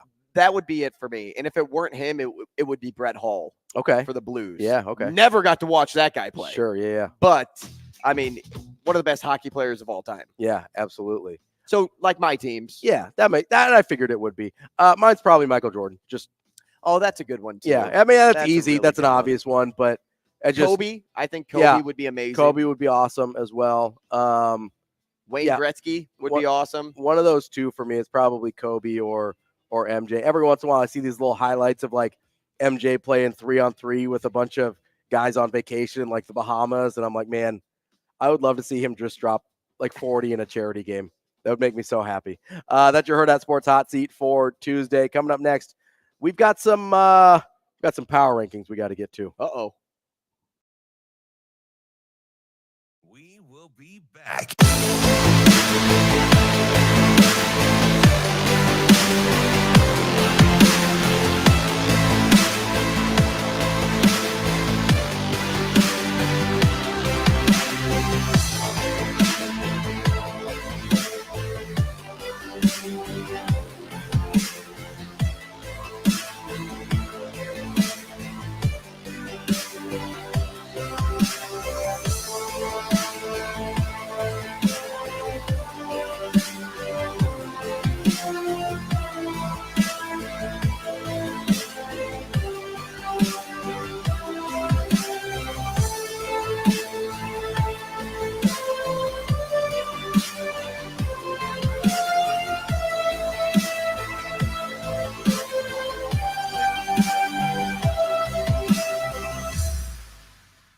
We will be back.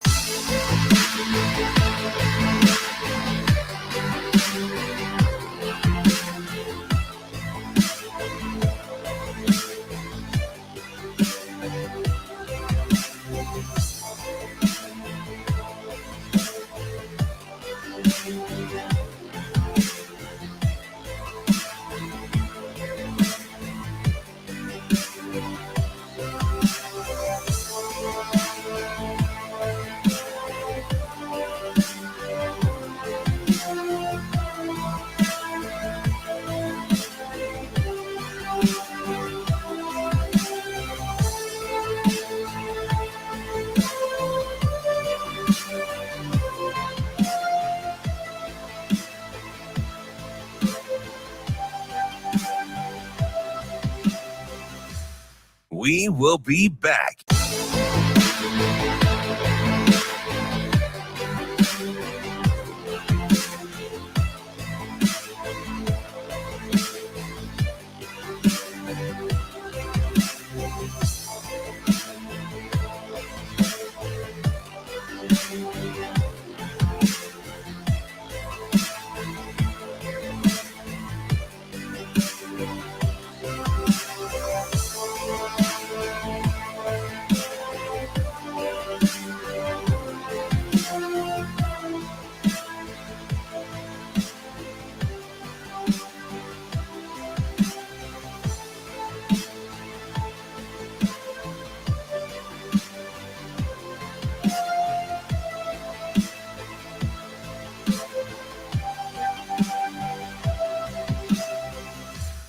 We will be back.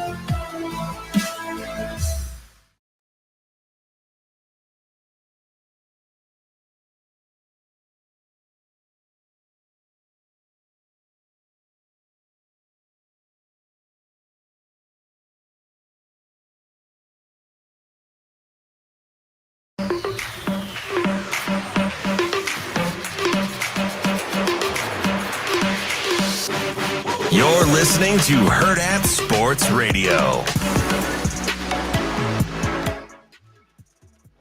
Wrapping up hour number 2 here on Hurrdat Sports Radio. We are brought to you by our friends at Dingman's Collision Center. Dingman's has 4 great Omaha area locations. They've been in business for over 25 years, locally owned and operated, and voted first place Best of Omaha for 18 years running. They've got the latest technology so they can work on any make and model that you've got for them. And the best part is they give back with every car repaired to the community. Go check out dingmans.com for more information. All right, it's Halloween. Halloween is synonymous with 2 things, costumes and candy. Yes, it is. We got our costumes already. We got Lead Tasso and your local favorite neighborhood mob boss. It's time to talk about some candy. Let's do it. All right. I'm thinking last night, trying to figure out, we don't get a ton of kids in my neighborhood, but I'm trying to figure out what kind of candies I want to buy them and stuff like that. So, okay. I got the big things. You just get the big combo pack? Oh, you go wait, king size? Yeah, I got king size. Okay. I know. I felt like I wanted to be that house forever, and I've never experienced handing candy out to kids, which is a good thing. Yes. But I got like a big bag of chocolate bars. Okay. And then Sour Patch. Well, it's not just chocolate bars. It's got like Reese's and Twix and Snickers and things like that. And then it's Sour Patch watermelon and Swedish Fish, but they're all like the big size, like the king size. Okay. I got 100. Is that too much or too little? I don't know your neighborhood. For my neighborhood, it'd be way too many. I don't know my neighborhood either. I'm probably not giving out more than way too new. Couple pieces of candy. Like there's just it's mostly an older neighborhood. Like people's kids have aged out and they just kind of still live here. And so not a ton of trick-or-treaters in my neck of the woods. I think the kids that are in the neighborhood, like a lot of them go to like grandma's house, they go to a different neighborhood or whatever. So not a ton of traffic at my house. So for me, 100 would be dramatically too busy, and I would just be eating candy for the rest of the month. No, but I'm saying, okay, so you're a kid, right? You're going through your neighborhood, you're getting candy, you dump out the pillowcase when you get home, and you're going through your haul, you're going through your score here. What did I take in tonight? And you're looking at them, and everybody knows there's a hierarchy. It's like, oh, this is a good one. This is trash. My parents made me keep 10 pieces and then give the rest away to like charity. Oh, okay. That's a bummer. I didn't eat a ton. Helping out people. Bummer. I mean, when you're a kid, it's a bummer to only keep 10 pieces of candy. Helping people is good, but so is candy. So, you're kind of, you sort it out. You're kind of laying it out on the table. You're figuring out what you like. Everybody knows there's some stuff that's crap and there's the good stuff. Yep. We're trying to give you a list here. You want to start? Let's go 10. I got my top 10. Let's go. I got my top 10 too.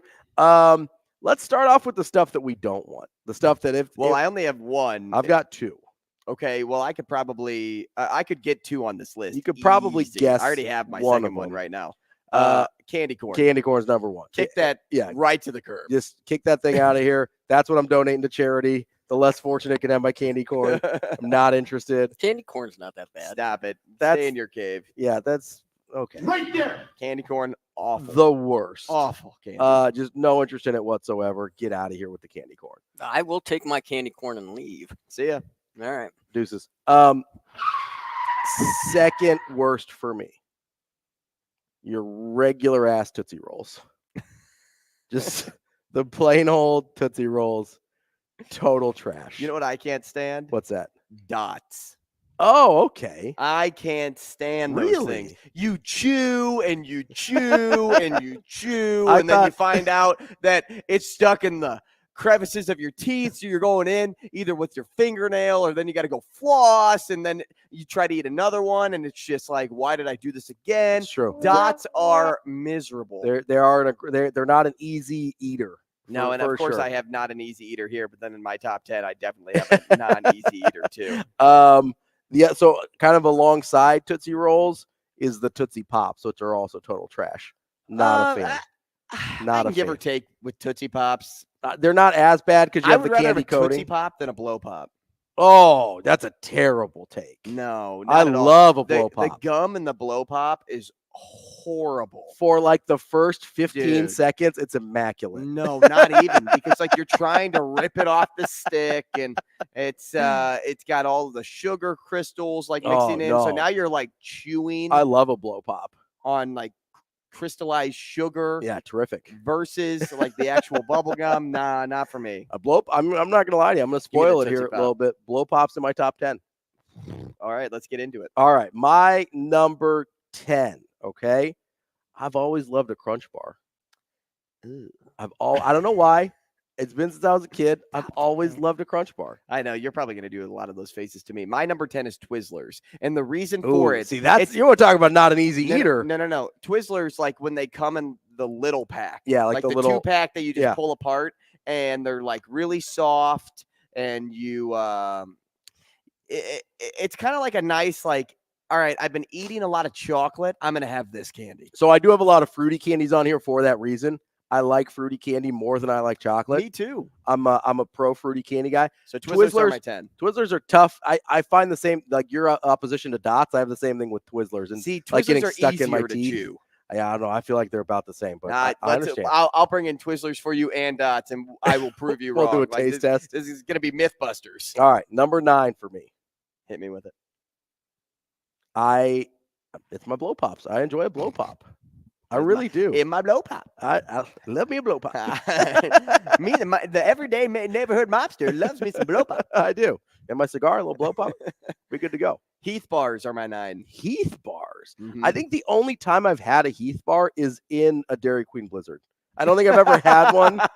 I genuinely don't think I've just had one plain. Yeah, Heath bars, that's another candy that gets stuck in your teeth. Yeah, it does. But that I can afford you can stay deal in with my it. teeth. Okay. Number 8 for me. I like this one, but this is one that would have been higher if not, again, they've gotten very difficult to chew. I don't know if they were this difficult to chew when I was a kid or if I'm just getting old. Skittles. Yeah, I can get down with some Skittles. I like some Skittles. The flavor's terrific, but when I was a kid, I used to just like dump the entire little mini pack in my mouth. But man, it hurts your jaw. You're just chewing forever on those things. Yeah, Milky Ways are my 8. You're 8, okay? Yes, and I only have 5 chocolate candies. And neither are my top 2. Yeah, my top Milky 3. Way. Or actually, well, I don't know, spoil. My next one is, where did it go? Oh, so I was very specific about my Tootsie Rolls. I do like the fruit flavored Tootsie Rolls. Okay. I enjoy those. That's next on my list. I enjoy a fruit flavored Tootsie Roll. Like the vanillas? No, not the vanillas. Like the fruity ones. So you've got. Oh, yeah. I know. The little guys. Yeah, the little guys that are. Where you get them in the huge bag? Yep. The literal fruities. Okay. I really enjoy those. Reese's Pieces. Ooh, okay. That is my 7. Reese's Pieces are solid. They're very solid. They didn't make my list. They were very close. Probably an honorable mention. Didn't make the list for me. My next one is, I really like a Kit Kat bar. See, that is one candy that I just don't enjoy. I don't know why, but I just don't ever say, I'm going to buy a Kit Kat bar. You're never like, break me off a piece of that football cream. Nope. Fancy feast. Chrysler car. No, I enjoy Kit Kat. I think I like the crunchy in the chocolate, kind of with the crunch bar. Sure. Same idea with the Kit Kat there. What's your next one? I have Butterfinger. Oh, Butterfinger didn't make my list. Butterfinger is my 6. And then as a nice little surprise at 5, mini sweet tarts. Like the really small sweet tarts. So I have one kind of in the sweet tart neighborhood coming up later. Higher on the list for me. My next one, I really enjoy Runts. I can get down with Runts. Runts are good. I forget about Runts. I do too, but they're pretty good. They are good. That's kind of like the mini sweet tarts to me, though. Like, you probably would never have thought of mini sweet tarts, and I don't think I ever would have thought of Runts. So the banana Runts are so elite. Tasty. The banana Runts are elite. Only bananas? See, I like some of the other flavors too. I like the bananas, but when my siblings were like divvying stuff up, I'd be like, hey, I'll take the oranges. I like the oranges a lot. Like, I'm all about the citrus. I'm a big fan. So with sweet tarts, when I was a kid, because I'm diabetic, when my blood sugar would go low, I would carry sweet tarts around with me. So I got a little sick of sweet tarts when I was younger. But yeah, I can understand that. My next one. This is top 4 now. Let's see where we're on the list Here, here. give me your top 4 quickly so that we can get to this list I have for you. Twix. Okay, that's 4. Yep. Smarties. Smarties? I love Smarties. What? I don't know why. Let me just go buy you some sidewalk chalk. I know it's a hot take. I love Smarties. Number 2, Nerds. I love Nerds.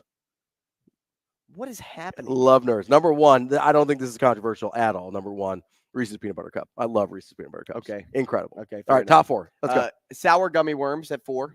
Okay, fair. Milk Duds at 3. No, I'm not. Milk Duds are one of my favorite candies. Out on Milk Duds. Sour Patch Kids at 2. I can get down with Sour Patch Kids. And caramel apple lollipops at those 1. are terrible. That is the Get best. out of here. The freaking Those best. Caramel apple lollipops take me home. Country roads. Total trash.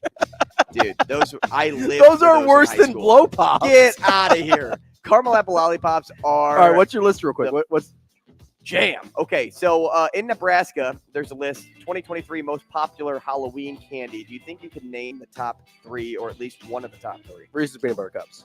Not in the Sour top Patch 3? Kids is 1. What? Sour Patch Kids is Nebraska's favorite according to USA Today. Ooh, what are the other 2 real quick? Saltwater Taffy Oh, at 2. Disgusting. And Twix at 3. That's I do love Nebraska's top 3. Actually, I don't mind saltwater taffy, but out of the hierarchy of candy. Come on, guys. Mike Schaefer from Husker 24/7 coming up next. We will be back.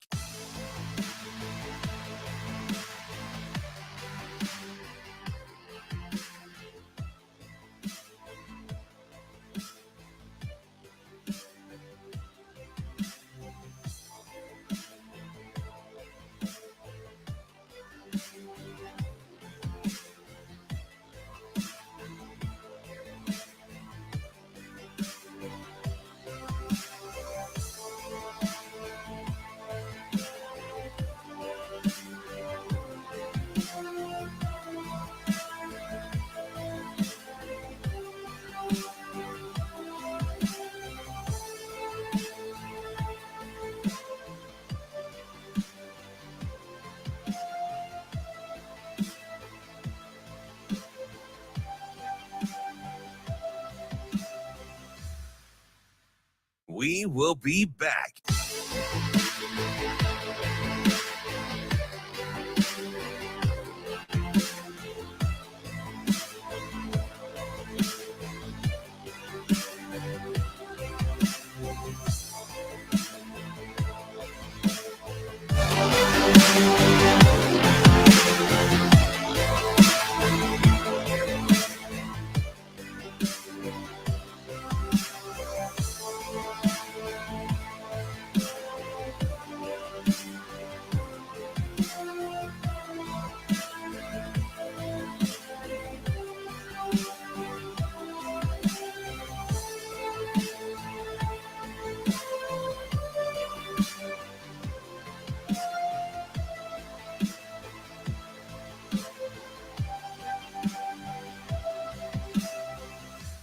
We will be back.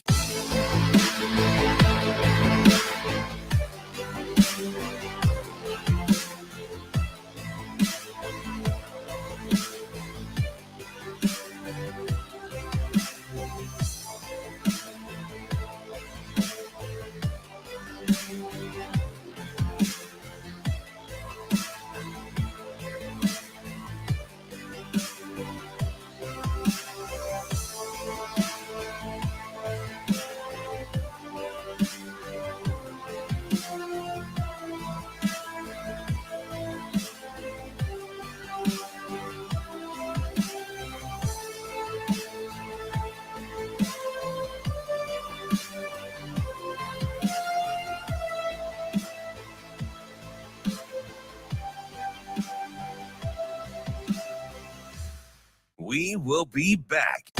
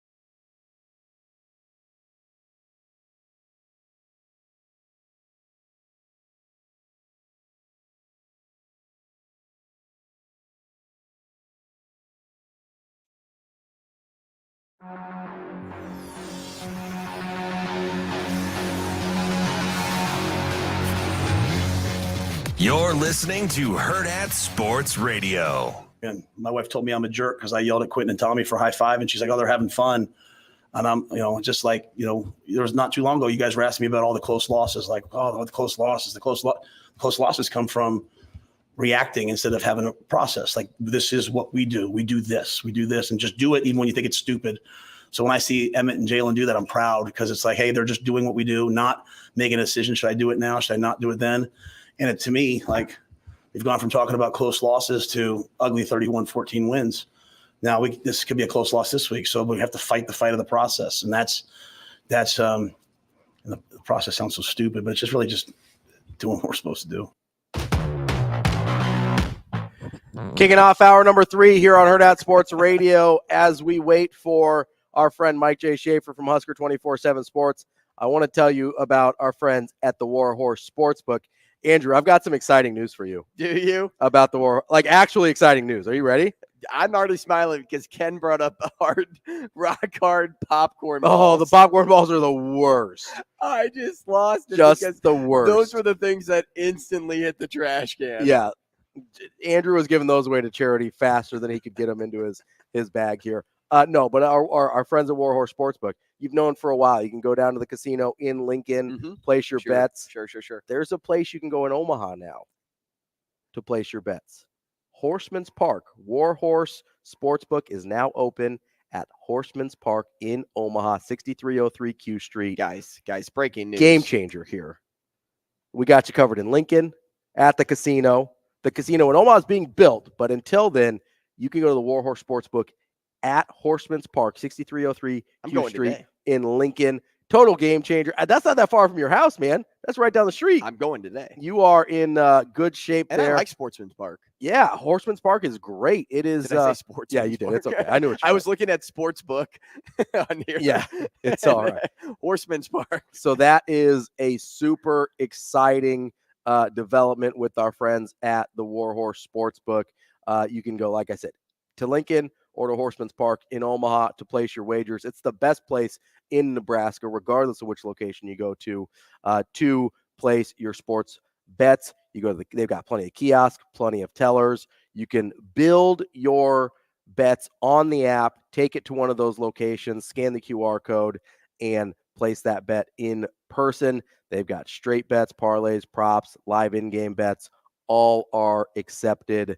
Make sure you check out the Warhorse Casino app and warhorsecasino.com/sportsbook for all the details and a full list of house rules. Warhorse Sportsbook, no bets, no glory. Joining us now on that Warhorse Sportsbook hotline is our guy, Mike J. Schaefer from Husker 24/7. Schaefer, what's going on, man? Oh, not a ton. I was listening to you talk about the Warhorse Sportsbook, and I was wondering, should I just go bet against the Vikings the rest of the year, every game?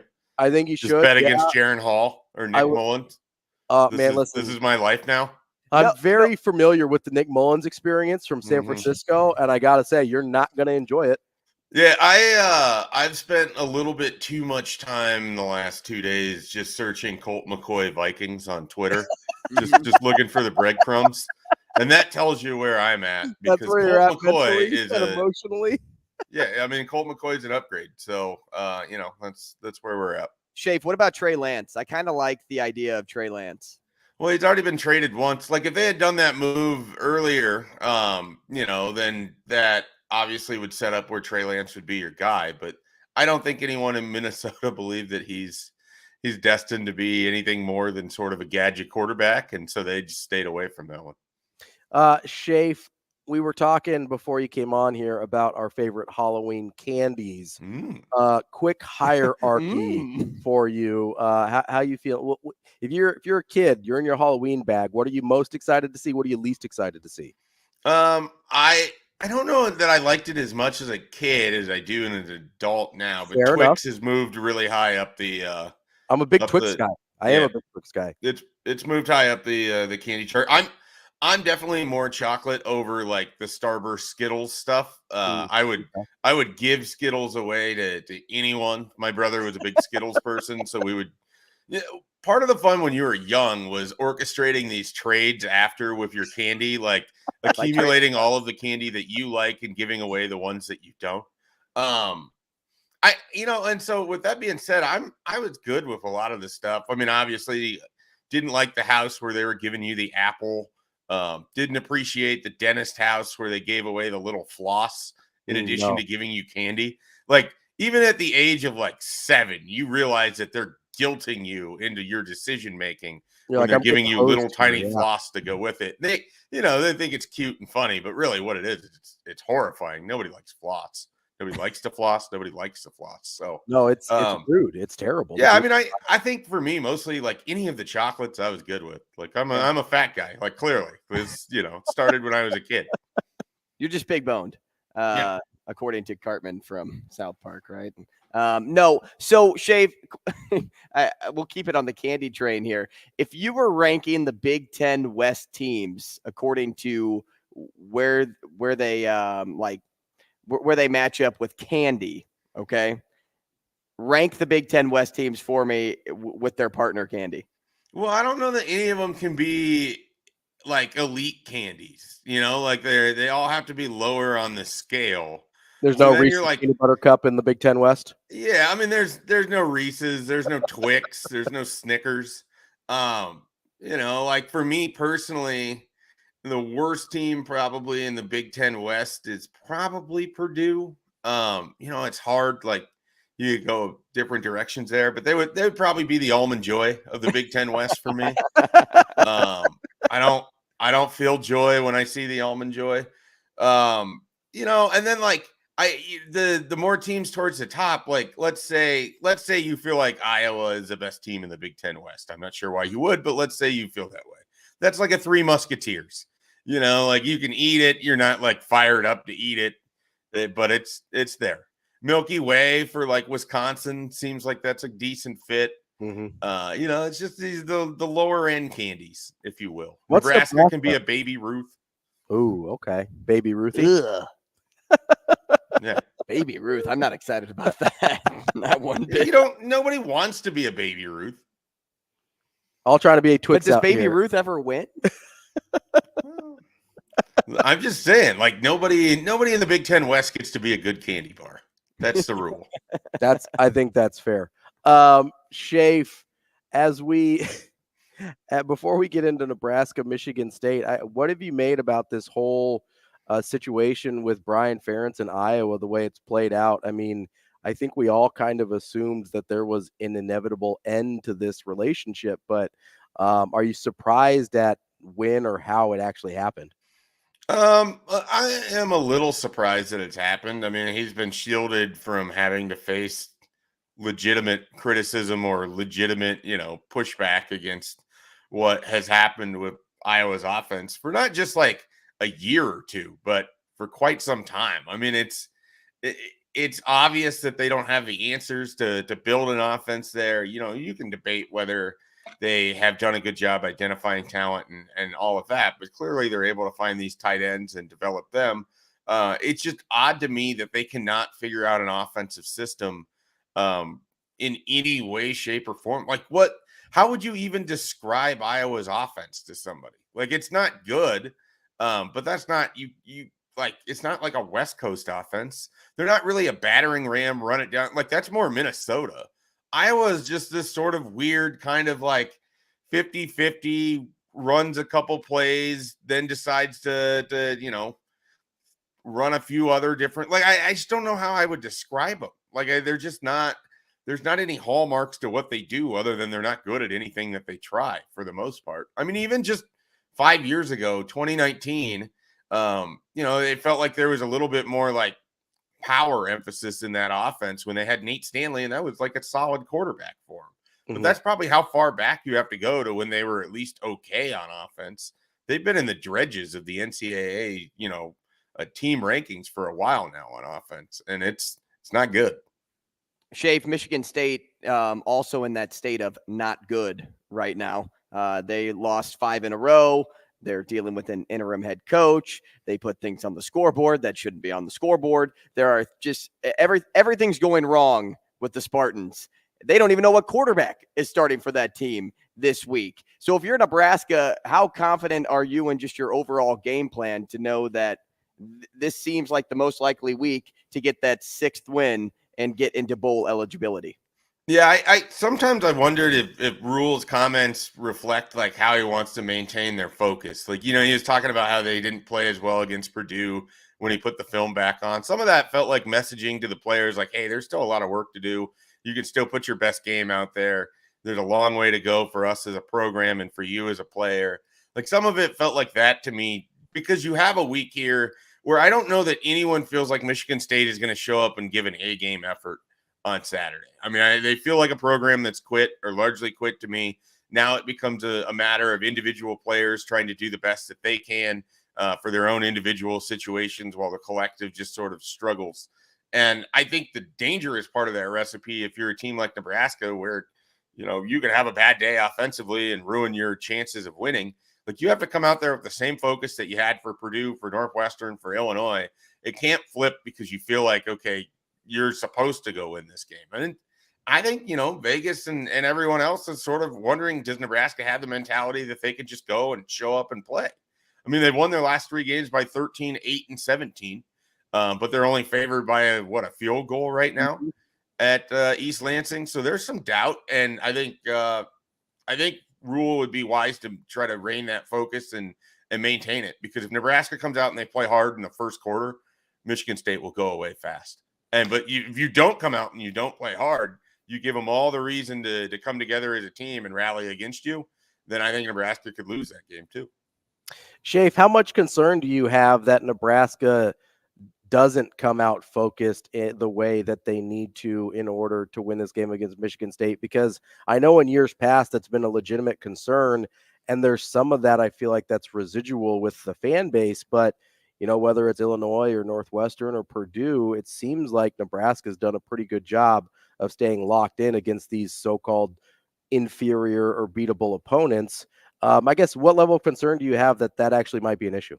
It's wild. The only game this year where it started, where it felt like, okay, Nebraska's a little bit of slow coming out of the gates, was that Illinois game where they drove all the way down to like the half-inch line. Yeah. And then it felt like that stop basically just lifted Nebraska for the rest of the game. And the way it started, I even sent a text to another media member, and I was like, this does not look good. As Illinois is just marching through on that first possession. So I think for the most part, they've been able to just show up and play and meet the energy of a team. Obviously, Michigan went right down the field and scored.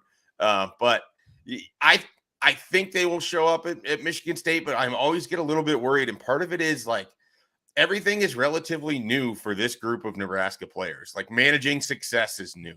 Mm-hmm. Winning streaks of like 3 games is new for this program for quite some time. And so to be able to manage all of those expectations and weigh that against an opponent where, they hear stuff like they're supposed to win this game. They're supposed to be bowl eligible by 2:30 Central Time in Nebraska, and everyone's expecting that. And so they have to figure out how to guard against that kind of letdown, that kind of slow start, that kind of expectation as you've been winning, because that's the difficult thing about it. Like, you get in your head, you think you're going to go win this game, you show up, you don't play a good start, you allow Michigan State to hang in. So I think they will show up, and I don't know that this is going to be a huge problem, but I feel like it's a focus point for Matt Rule early on in the week. Schaefer, I know we complimented the open field tackling last week, but can we sing its praises one more time? Yeah. I mean, my goodness, I asked Ravi last week, how does this defense go from good to elite? Are we seeing that take form quicker than expected with the addition of the takeaways from this past weekend? I think we're seeing individual pieces continue to develop and grow as players as we're watching them in real time. I mean, obviously, Tommy Hill had the 2 interceptions, but I thought his play on that 2-point conversion to bat that away in what wasn't, the biggest part of the game, but if they get that, it becomes a 2-score game. It becomes a little bit more interesting, and he's able to bat that away, maintain it at a 3-score game rate. It's just a great diving effort. And like, those are the sort of individual moments, like seeing that out of him, seeing guys like, I feel like we see Jamari Butler, even if it's not necessarily resulting in sacks, some of the stuff that he is able to accomplish and do, and like, we're watching him develop as players. So I think some of the next step just occurs as natural development and reps and playing time happens for some of these guys. And then they can continue to get, good, solid play from seniors and from freshmen. I mean, wasn't it a combination of Van Poppel and Reimer that helped chase them out short of the yard to gain on the 4th down attempt there towards midfield? I mean, they're just getting guys that are making plays and doing it across, whether they're freshmen to seniors now. You're getting good development in game, in season, and they're catching teams at the right time. Like I wouldn't be surprised they have a great week against Michigan State. I wouldn't be surprised if they really cause issues for a Maryland team that doesn't look anywhere what we thought they were 3 weeks ago.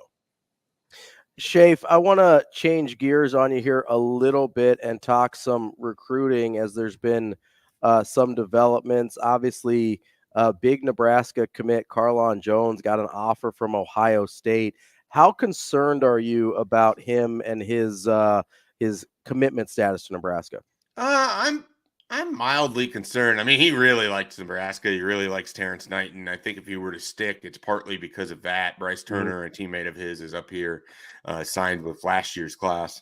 And I would think it would take a team like a Texas or, an Alabama or even an Ohio State to really put the doubt in there. And I mean, Larry Johnson is as good of a defensive line coach as there is in the country. Ohio State's one of the, 4 best programs in the country. Yeah. You could extend it out to 5 if you really want to argue, split hairs. They're at least in that 1.5 tier, I guess, if you will, if they're not quite in the 1 tier. So it's a huge opportunity. And what it tells me more than anything is people are starting to look at Nebraska's commitment list and seeing some guys that are maybe a little bit light in terms of the recruiting ranking, but the film tells them that these guys can play. And Carlon Jones is one of them. I mean, he's my favorite player in the class. If we're doing the Super 6 right now, that's my number 1. So Carlon Jones, really, really talented player. I get, Davis twins with maybe a little bit more upside from him, just the way that he is, kind of freakish athleticism. I think he'd be an interior guy. With the 3-3-5, he's probably playing a little bit of everywhere. But I'm not surprised that a bigger team came in. I'm a little surprised it's Ohio State. I've been expecting an A&M or a Texas offer more than I was expecting Ohio State on Monday night. Schaefer, stick with recruiting here. How do you think Nebraska being a winning team at this point in the season impacts those recruits that have been on the fringe or a little borderline most of the year, like the Grant Brickses of the world? Yeah, I don't know that it's a huge deal if you're 24s, because I think more than anything, they just wanted to see Matt Rule's team in action. And now you get the win, so it kind of backs up a little bit of it. But at this point, a lot of the, let me use a farming analogy. A lot of the hay is in the barn already for the 2024 class. So there's probably not a lot that you're going to gain necessarily from that. Now, the transfer portal, being able to come back in mid-December, and you're talking to guys that are in the portal, and you can point to the fact that you go 7-5 or 8-4 in Matt Rule's first year and did it with all of these backup players and a weird backdrop of circumstances and yada, yada, yada. I think that could be particularly effective because it looks like Nebraska's on the upswing. Same for 25s and 26s. I mean, they had several 25s in this last weekend, and you really want to start getting the ball rolling with that. They have guys like Alex Mansky that they would love to have as their quarterback commit that might be making a decision here in December. And if Nebraska goes 8-4 in their first year, and he already likes everything else about everything, and the quarterback room is relatively unresolved for a guy even in 2025 class, sure, that's a selling point. So there's a lot there for Nebraska. Schaefer, another recruit committed this weekend in Jackson Lee, kind of an under the radar guy from Texas. You kind of look at his offer list, and it looks like a lot of the offer lists of some of the guys Nebraska has offered where there's a clear jump from where they had to the Nebraska offer. What do you know about Jackson Lee? And do guys like Carlon Jones kind of make you feel better about the evaluations where it's like, hey, we were just on this guy early and some other teams caught up? Yeah, so part of it, I've always kind of felt like they must have some kind of secret sauce because they're on the front edge of a lot of recruits that end up picking up more offers, and they were down at Baylor. And so I'm not surprised that we're seeing that. I think a lot of it, to me, especially with Carlon Jones, is sometimes it just takes you have thousands of recruits around the country. You're not having, for Ohio State, if you don't have someone who knows the Bay City, Texas area, which is not a big city, you're going to probably miss on that until you got an analyst doubling back through Big Ten classes just to see what everybody else has. I'm guessing that's how they found it. So, I think it speaks to their evaluation skills. I think we're sort of seeing that throughout. And then you have a guy like Jackson Lee, who a lot like J.D. Crisp or Braylon Prude or Callan Barta or Landon Davidson or Jake Peters, all of these guys Nebraska's taking commitments from, and a couple of them have left the class. It's a bet on what they're seeing on film. This is senior film that they really like.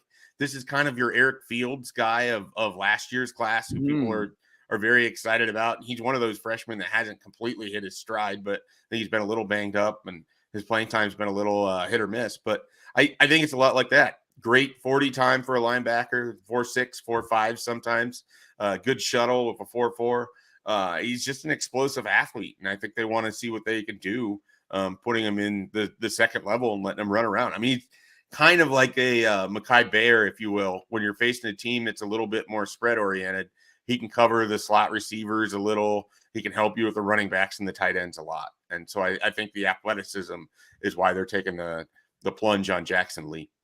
Schaefer, let's go back to this roster, this team. Got about 2 minutes left. Based on what you've seen and what you heard from Coach Rule yesterday, I think it's safe to say Emmett Johnson is the clear-cut RB1 going forward. But my question to you is, should he be treated as the workhorse and get more than 13 carries a game like we saw last game? Or can that even be possible with the offense that they run at Nebraska and your leading rusher be your quarterback? Yeah, I don't know that they're going to do enough where it's just turn around, hand it off to Emmett Johnson. Like, I just think there's so many option plays in there that it's kind of dependent on what the quarterback makes decision-wise in the moment for those carries to really start to tally up. Now, if they change things and it just turns into a drop back, hand it off more, I think Emmett Johnson can have 20 carries in a game and be fine. I wouldn't go a whole lot more than that. I certainly wouldn't look for what we saw out of Minnesota with 40 carries for their number 5 or number 6 running back last weekend. So I don't think that's coming for Emmett Johnson, but I wouldn't be surprised if we could have 17 to 22 touches like that. That seems like a good range, and that should include receptions too. I'd like to see him get him going out of the backfield, throwing the ball, let him work in space a little bit. Schaefer, get you out of here real quick on this as we look ahead to Michigan State this week. You mentioned just being focused and concentrated on Michigan State probably being the key for you. Is there anything on the field that you're looking for specifically as a key against Michigan State? Not especially. I'd like to see the offense just come out and start to play clean. I mean, everybody would. Like, I guess so. Ball security would be something you would like to see. Take care of the ball. Let's see a game where you get out of there with less than, let's say less than 2 takeaway or turnovers. Excuse me, because that's been an issue for them. So I think ball security is one of those things. And then I'd like to see if they can develop some other sort of big plays that don't stem exactly from the option pass. I love the option pass. I hope it's there every week. But they've got to be able to find some other ways to get the ball down the field in the passing game that isn't specifically derived off the option. That's Mike J. Schaefer from Husker 24/7. Schaefer, we appreciate it as always. We'll talk to you next week. All right, guys. Have a good one. Thanks for having me on. You're the man. Coming up next, we've got more for Hurrdat Sports Radio here on AM 590 ESPN Omaha, ESPN Tri-Cities, and KFOR in Lincoln. I'm a huge fan of that pocket square. We will be back.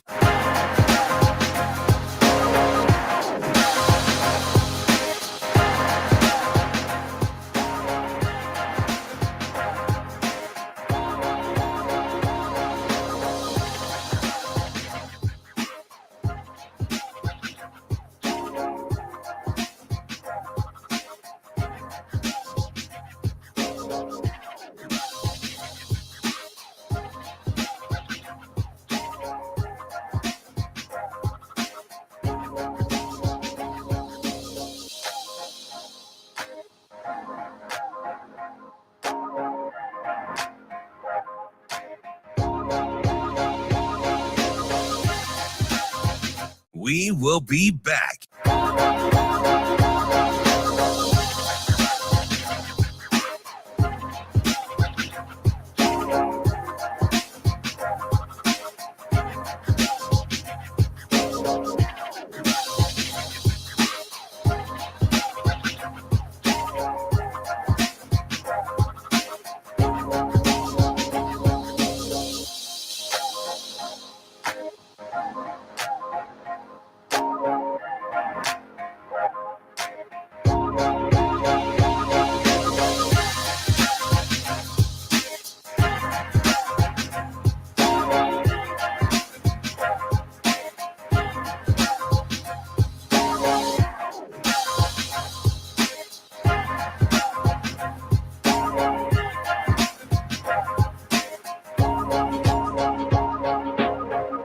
We will be back.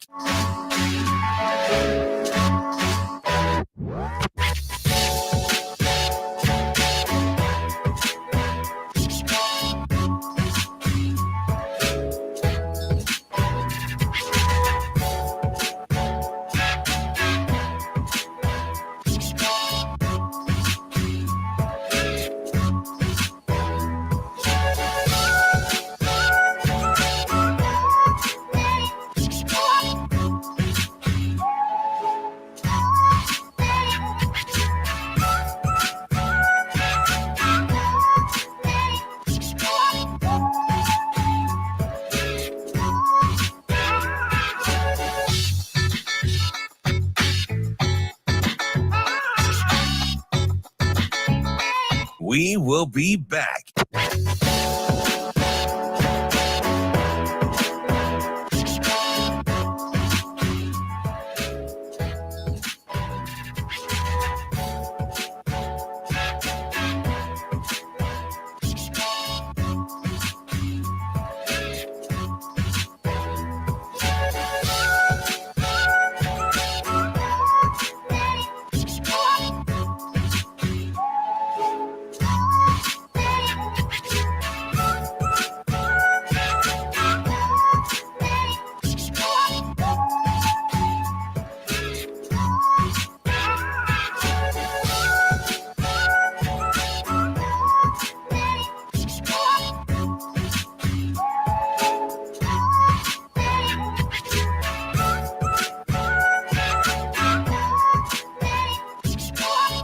We will be back.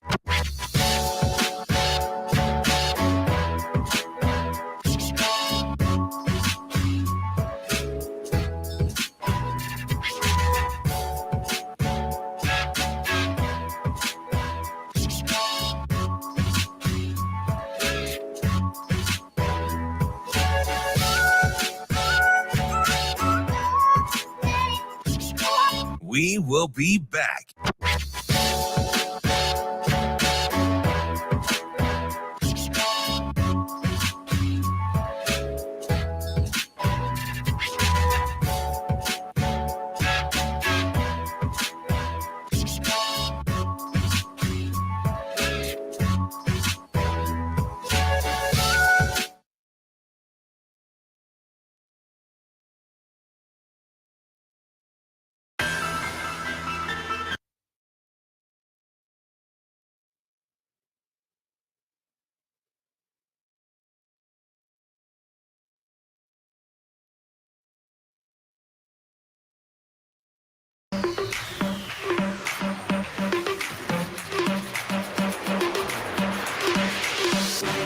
You're listening to Hurrdat Sports Radio.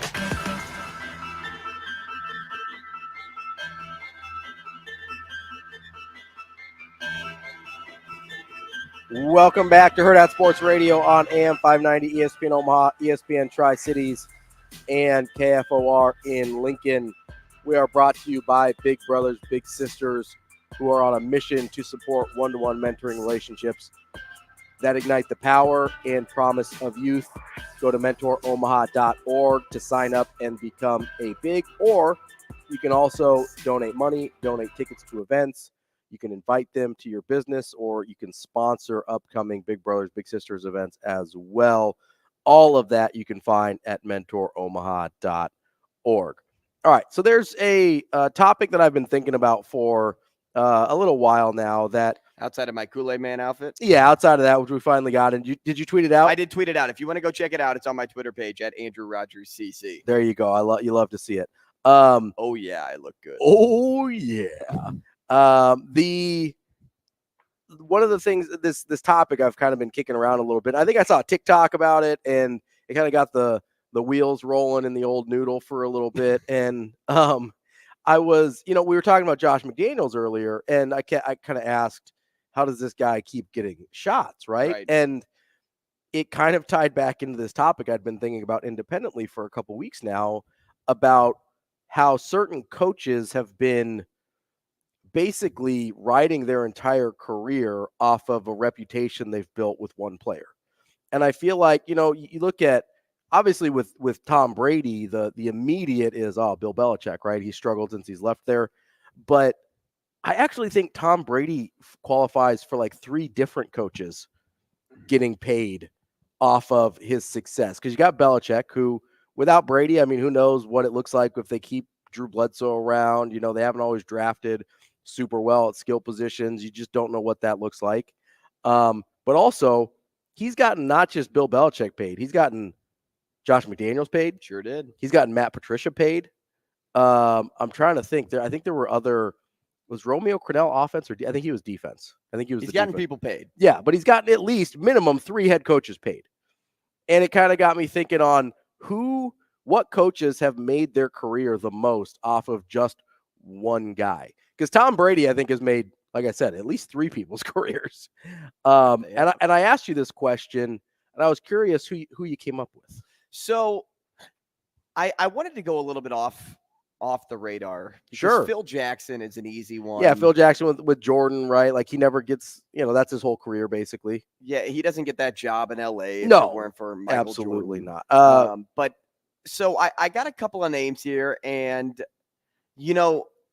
I can lean one way. I can also be convinced another way, saying that it's not based off one player, but even if it is like a couple of players, yeah, sure, it's still kind of like I think it falls into the same category. Yeah. The first one is Gene Chizik. Cam Newton. Absolutely. Is the one you think of. Absolutely. In that category.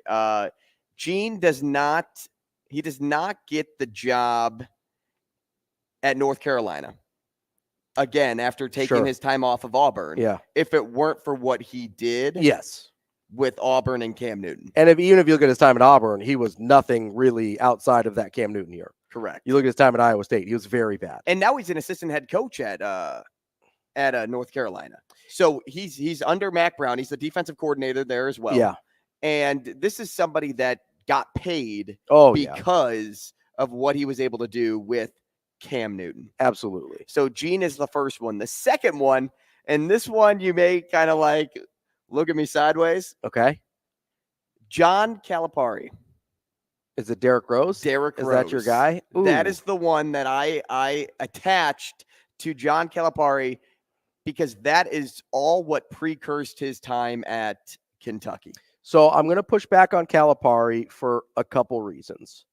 First and foremost, because he made a Final Four with UMass with Marcus Camby before that. He did. He absolutely then he makes the final run with Memphis and Derrick Rose, and then he still has the big success at Kentucky, although it's faltered off a little bit there. The fact that he's done it at 3 different places and one of them was pre-Derrick Rose, I'm going to give – and listen, I'm not obsessed with Calipari. I'm not one of those people that think he's I think a lot of what he does is pretty rudimentary in terms of basketball coaching. I think he's very good at putting together rosters, or at least was before everybody started doing the one and done thing. But I think he's a very good recruiter. I think he does enough of the other stuff. But so the reason I attached Derrick Rose to him is because all of the greatness of Calipari happened after Memphis. Like, yes, he had the buildup at UMass. Yes, he had his time in the NBA, and then he went to Memphis. But until like 2010, Calipari wasn't like doing big things across basketball as a whole. So I think he elevated because of his run with Derrick Rose in Memphis. Now, the stuff before may have added to it. Yeah. But would he have coached like the Dominican Republic national team if it weren't for his time at Memphis and his promotion at Kentucky? Probably not. Yeah. So, I mean, it was just the things that kind of followed.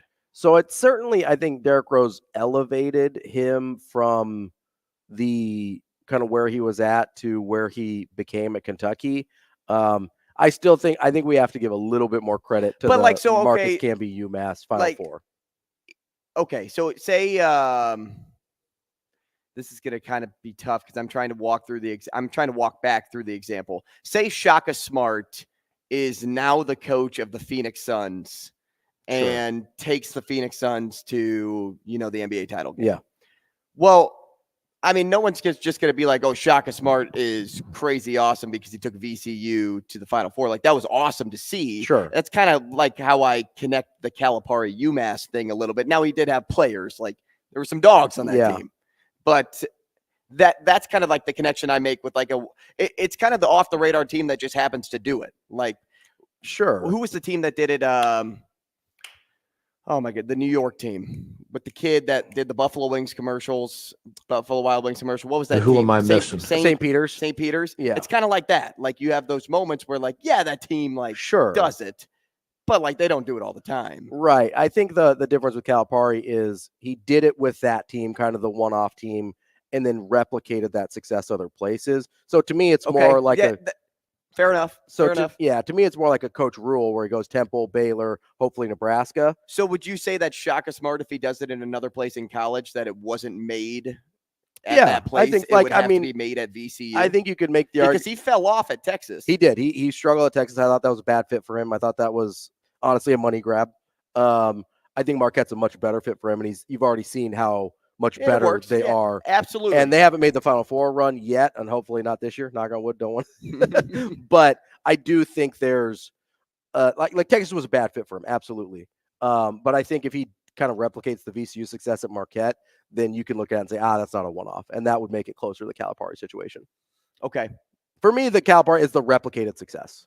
Like here's a college basketball. Here's a college basketball example that. But I'm trying. Other than Camby, is there another player outside of Derrick Rose? I mean, you get to Kentucky and there's. Well, yeah, now at Kentucky, but I'm saying like when you made your career off, because like Phil Jackson, when he got to LA, had like the best of the best with the Lakers. So I'm not even attributing what he's done at Kentucky. I'm doing the precursor to that. Sure, yeah. I mean, they had obviously Derrick Rose was the crown jewel of that Memphis time. And but he had 3 or 4 guys on that Memphis Finals team that played in the NBA. I mean, that was a very quality roster. Did Bill Walsh make his career off of Montana? Ooh, that's an interesting one. Because, I mean, they went out at the same time. Before Montana was there, they were not good. That's an interesting one. I hadn't thought about that one. But so is that making your future off of a team or a player? Yeah, that one's harder to tell because there was a lot of talent in San Francisco. A college basketball one, and on both sides, of course, we know that. Yeah, right? A college basketball one that I think goes to the point you're trying to make with Calipari is Dwayne Wade and Tom Crean at Marquette. Tom Crean's career after Dwayne Wade has been, I mean, kind of, he goes to Indiana, they're pretty disappointing. He goes to Georgia, and he lands Anthony Edwards, but it doesn't really change his trajectory or his career or anything like that. Georgia's pretty mediocre. That's one for college basketball that I think is more because Tom Crean really hasn't been successful to that level ever again, right? And if Calipari had either like done that one thing at UMass and never done it again, or even just done the one thing at Memphis and never done it again, I could totally see that as well. Another one, low-key, and I hate saying this because I love this guy, Greg Popovich and Tim Duncan. What is his career without Tim Duncan? They had some really nice players besides that, but Tim Duncan was the man. We really don't. That's kind of how I feel like with Derrick Rose, like going back to Calipari. Like Rose was the man, right? But Calipari's done it at other shops. Popovich has only ever coached the Spurs. That to me is what makes it a little different. All right, coming up next, we are going to talk to our guy Kirby Proctor from UNO, some Omaha Mavs hockey. That is coming up here on Hurrdat Sports Radio.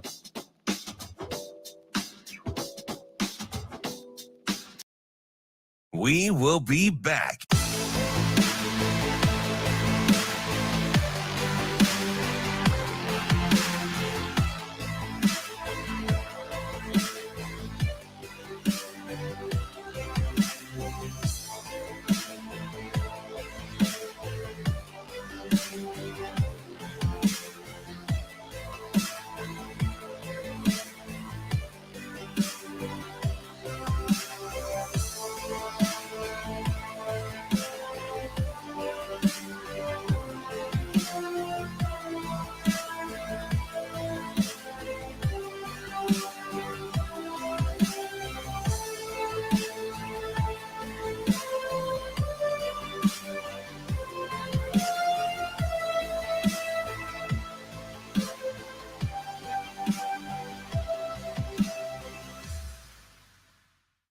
will be back.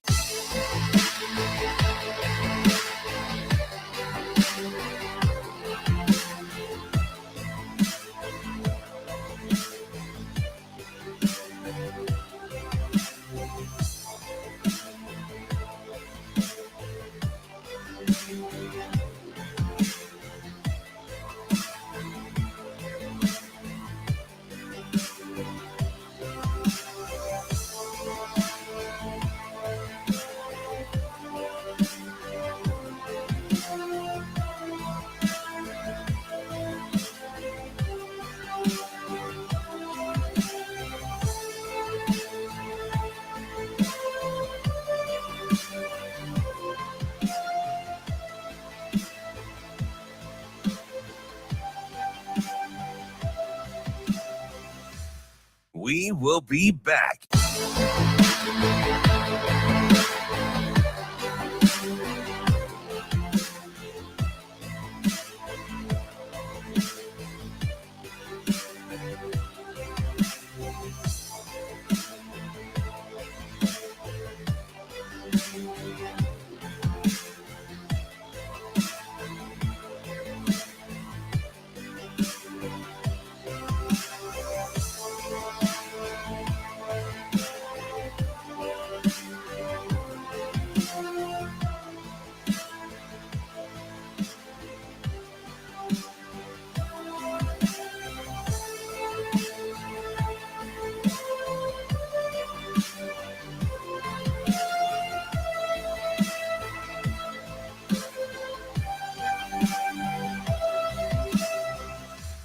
We will be back.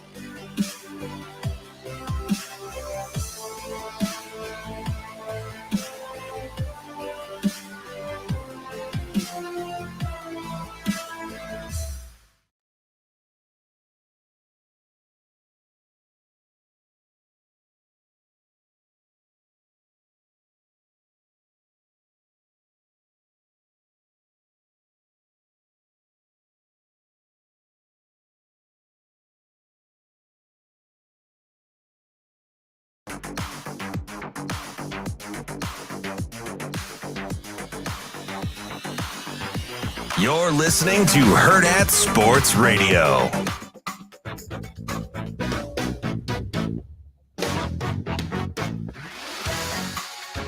Wrapping up the show here on Hurrdat Sports Radio. We are talking now on the Warhorse Sportsbook Hotline to Kirby Proctor of the Omaha Mavericks hockey team. Kirby, how are you this morning? Good. How are you? We are doing great. Hey, we really appreciate you joining us here. You've been in Omaha for a hot minute. You're a grad student now. Just how much of calling him old, Ravi. I mean, listen, come on, man. Not as old as me. I understand that. Kirby, how much have things changed in your time as you're in your fifth year here at Omaha? I mean, for some things it's changed quite a lot, and then for others it's been remotely the same. I mean, obviously it's been quite a ride. We've had some pretty awesome moments as a group and as a team, and then we've also had some pretty big bumps in the road as well. So it's definitely been a roller coaster, but I think it's definitely developed me a lot as a person. Curbs, take us through your thoughts on the Ohio State series. And even though it didn't go Omaha's way either night, the team still escaped with a draw on Friday night and a ton of high caliber experience going into the NCHC schedule now. Yeah, I mean, that was a big weekend, and even though the results weren't quite there, I think the process was with our group. So I think definitely another stepping stone. Obviously, you would have loved to come away with a win on that weekend. I think we definitely deserved to win on Friday, and then Saturday was a bit of a tough one. But again, analytically, we looked good. So I think that's definitely like a stepping stone, and also lights a little fire under our group for what's to come here in the future. Now, Curbs, I was running around like a madman that day, and I think I'm gonna lean over 50% when I ask this. I think your parents were in the seats on Parents' Night, were they not? Yeah, they made the trip. Yeah, how was that? How was that having them there?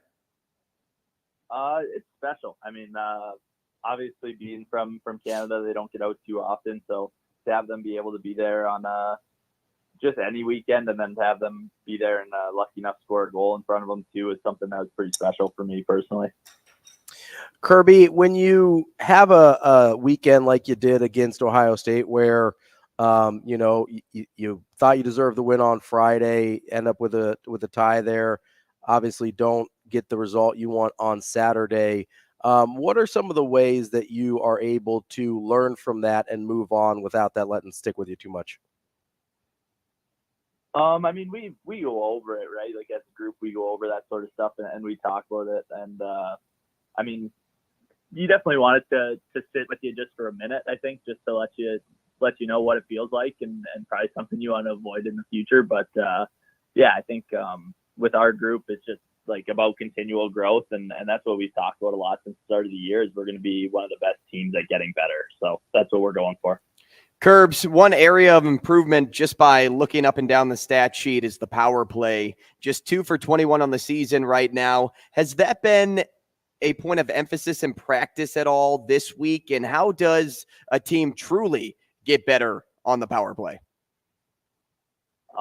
Again, I think our group's got some really good looks. Sometimes it just doesn't go in the net. So, I mean, I'm trusting in those group of guys to continue to improve in that area, and I'm sure it's going to come. But in terms of focusing on it, I mean, we put quite a bit of emphasis on special teams. We know in our conference it's a very important battle to win in a weekend series. So we're going to keep kind of pounding the rock in that aspect, and we're going to keep growing, and we're going to get better there.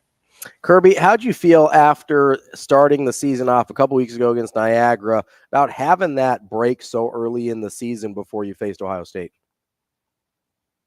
There's definitely good and bad to it. I mean, obviously with limitations with how long the coaches can be out early in the season and at the start of the school year and all that stuff is really good to go through a lot of conceptual stuff and work through that. But obviously games played are valuable too. They're obviously a big tool for learning, and luckily our group's pretty experienced in that already. So I didn't hate it. Obviously the results didn't come with that the way we were expecting, but definitely not a bad thing to keep growing.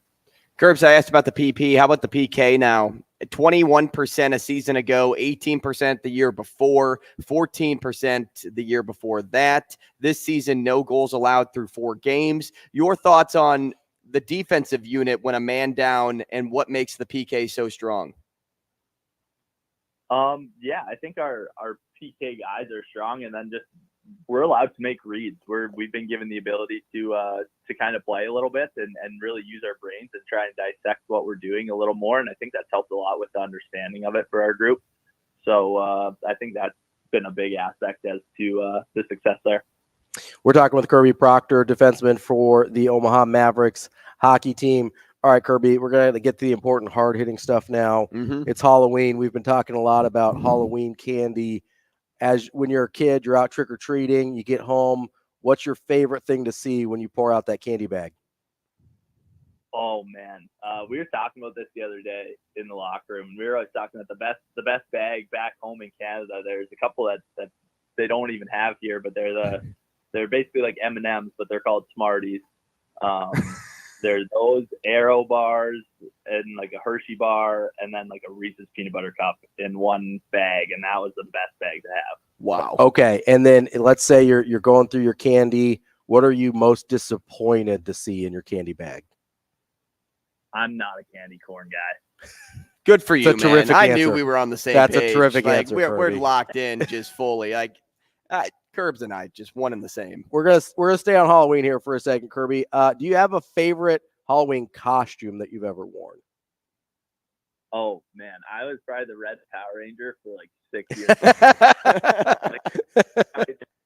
Or by the time I was wearing it in the latter years, it probably didn't even fit anymore, and I just keep squeezing myself into it. Curbs, it's okay to say that you were a pink guy. You don't have to just change it to red for us. Hey, real fast. because I'm thinking about one of the top lines for this team, the Mueller, Randall, and Miller line, and how they got going against Western Michigan last year. I mean, they were able to get into the points column pretty well in that series. Haven't been able to this year yet, and I'm wondering if something happened, behind the scenes. Are they putting too much creamer in their coffee like Jimmy Glenn, or, has something changed in their routine? How do they get back on schedule? Yeah, again, I mean, very similar to our group as a collective. It's like they're doing the right things. Like watching them in practice is impressive, and like those are the guys that as a defenseman, like you want to go against to get better, because those guys make you better. But again, it's like those little things in the game, like there's so many looks where it's like, oh, that could have been a goal kind of thing. So I think for those guys, it'll come with time, and they're going to put in the work to do it. Like you can just see it in them, even on like a Monday practice. Like they're not messing around. They come to work. So they're going to be a force to be reckoned with, whether it's this weekend or next weekend or down the road. That's what they do. So they'll be good.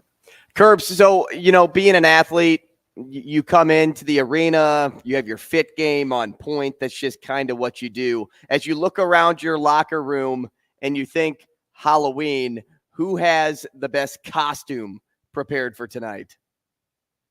Oh man, that's a great question. Victor Mancini's always cooking up something. He's usually pretty good. Flippy usually finds something that's pretty funny as well. I think low key a Jack Randall could pull out an unbelievable costume. Oh, what do you think? What do you think Jack has in store? That's the best thing about him, is you have no idea. You can't even predict. No, you couldn't guess it. Kirby, can you give us a little hint? Do you have a little costume plan for today? I was actually thinking about going Shaggy and Scooby-Doo with Nolan Sullivan. Okay. Who would you be? I would be Shaggy. Yeah, that would make a ton of sense. Sully's the dog. I'll say I've got some big dogs if you need to borrow one for trick-or-treating to walk around as Shaggy. Side note, if Sully really needs a hand-me-down outfit, he's already got the stash on point. He can just borrow my Ted Lasso gear. I cannot pull off a mustache, but I am wearing a Ted Lasso jacket right now. Hey, Kirby, as we focus our attention to this weekend, you got Western Michigan coming into town to Baxter. What are some of the challenges that Western Michigan poses for you? I know, like in the past, they've just been a fast team. Like they play a quick and hard game. They play a man game similar to us, I think. So I think that's going to be a good test kind of thing, kind of go strength against strength in that aspect. So that'll be exciting. But yeah, I mean, they're a good program, so they bring a lot to the table. But I mean, like I've been saying all year, I believe that our group brings a lot to the table as well. Curbs, got a minute and a half here. We'll get you out of here on this. As Ravi kicked it off, you're in your final season. Just end this by telling us how special your time in Omaha has been and what you're hoping to get out of your final season. Yeah, I mean, in terms of how special it was, I mean, there's a reason why I chose to come back for a fifth year. I love this place, so I'm excited for what it has to hold. And then, I mean, by the end of it, you never really know. I'm kind of trying to take it one day at a time for the most part, as cheesy as that answer is. But just enjoying it every day, not really looking too far into the future, and just enjoying my time with my teammates and my friends who have been here with for so long, and really just soaking it all in. Kirby, we appreciate your time. Good luck this weekend. And, hey, maybe get another goal like you did against Ohio State. I wouldn't be mad about that. See you Friday, man. Sounds good. Thank you very much. Appreciate you guys. That's Kirby Proctor, defenseman for your Omaha Mavericks hockey team. Not only is he your favorite defenseman out there, people, he may even be your favorite character on Super Smash Brothers. Who knows? Big Kirby guy, are you? They face Western Michigan Friday and Saturday, 7:07 p.m. First puck drop at Baxter Arena on both of those nights. Make sure you go check out our friends at Baxter. Come see me. Arena. Go see Andrew. Make some noise. MC thing as well. That's the show for today. We will be back tomorrow here on Hurrdat Sports Radio.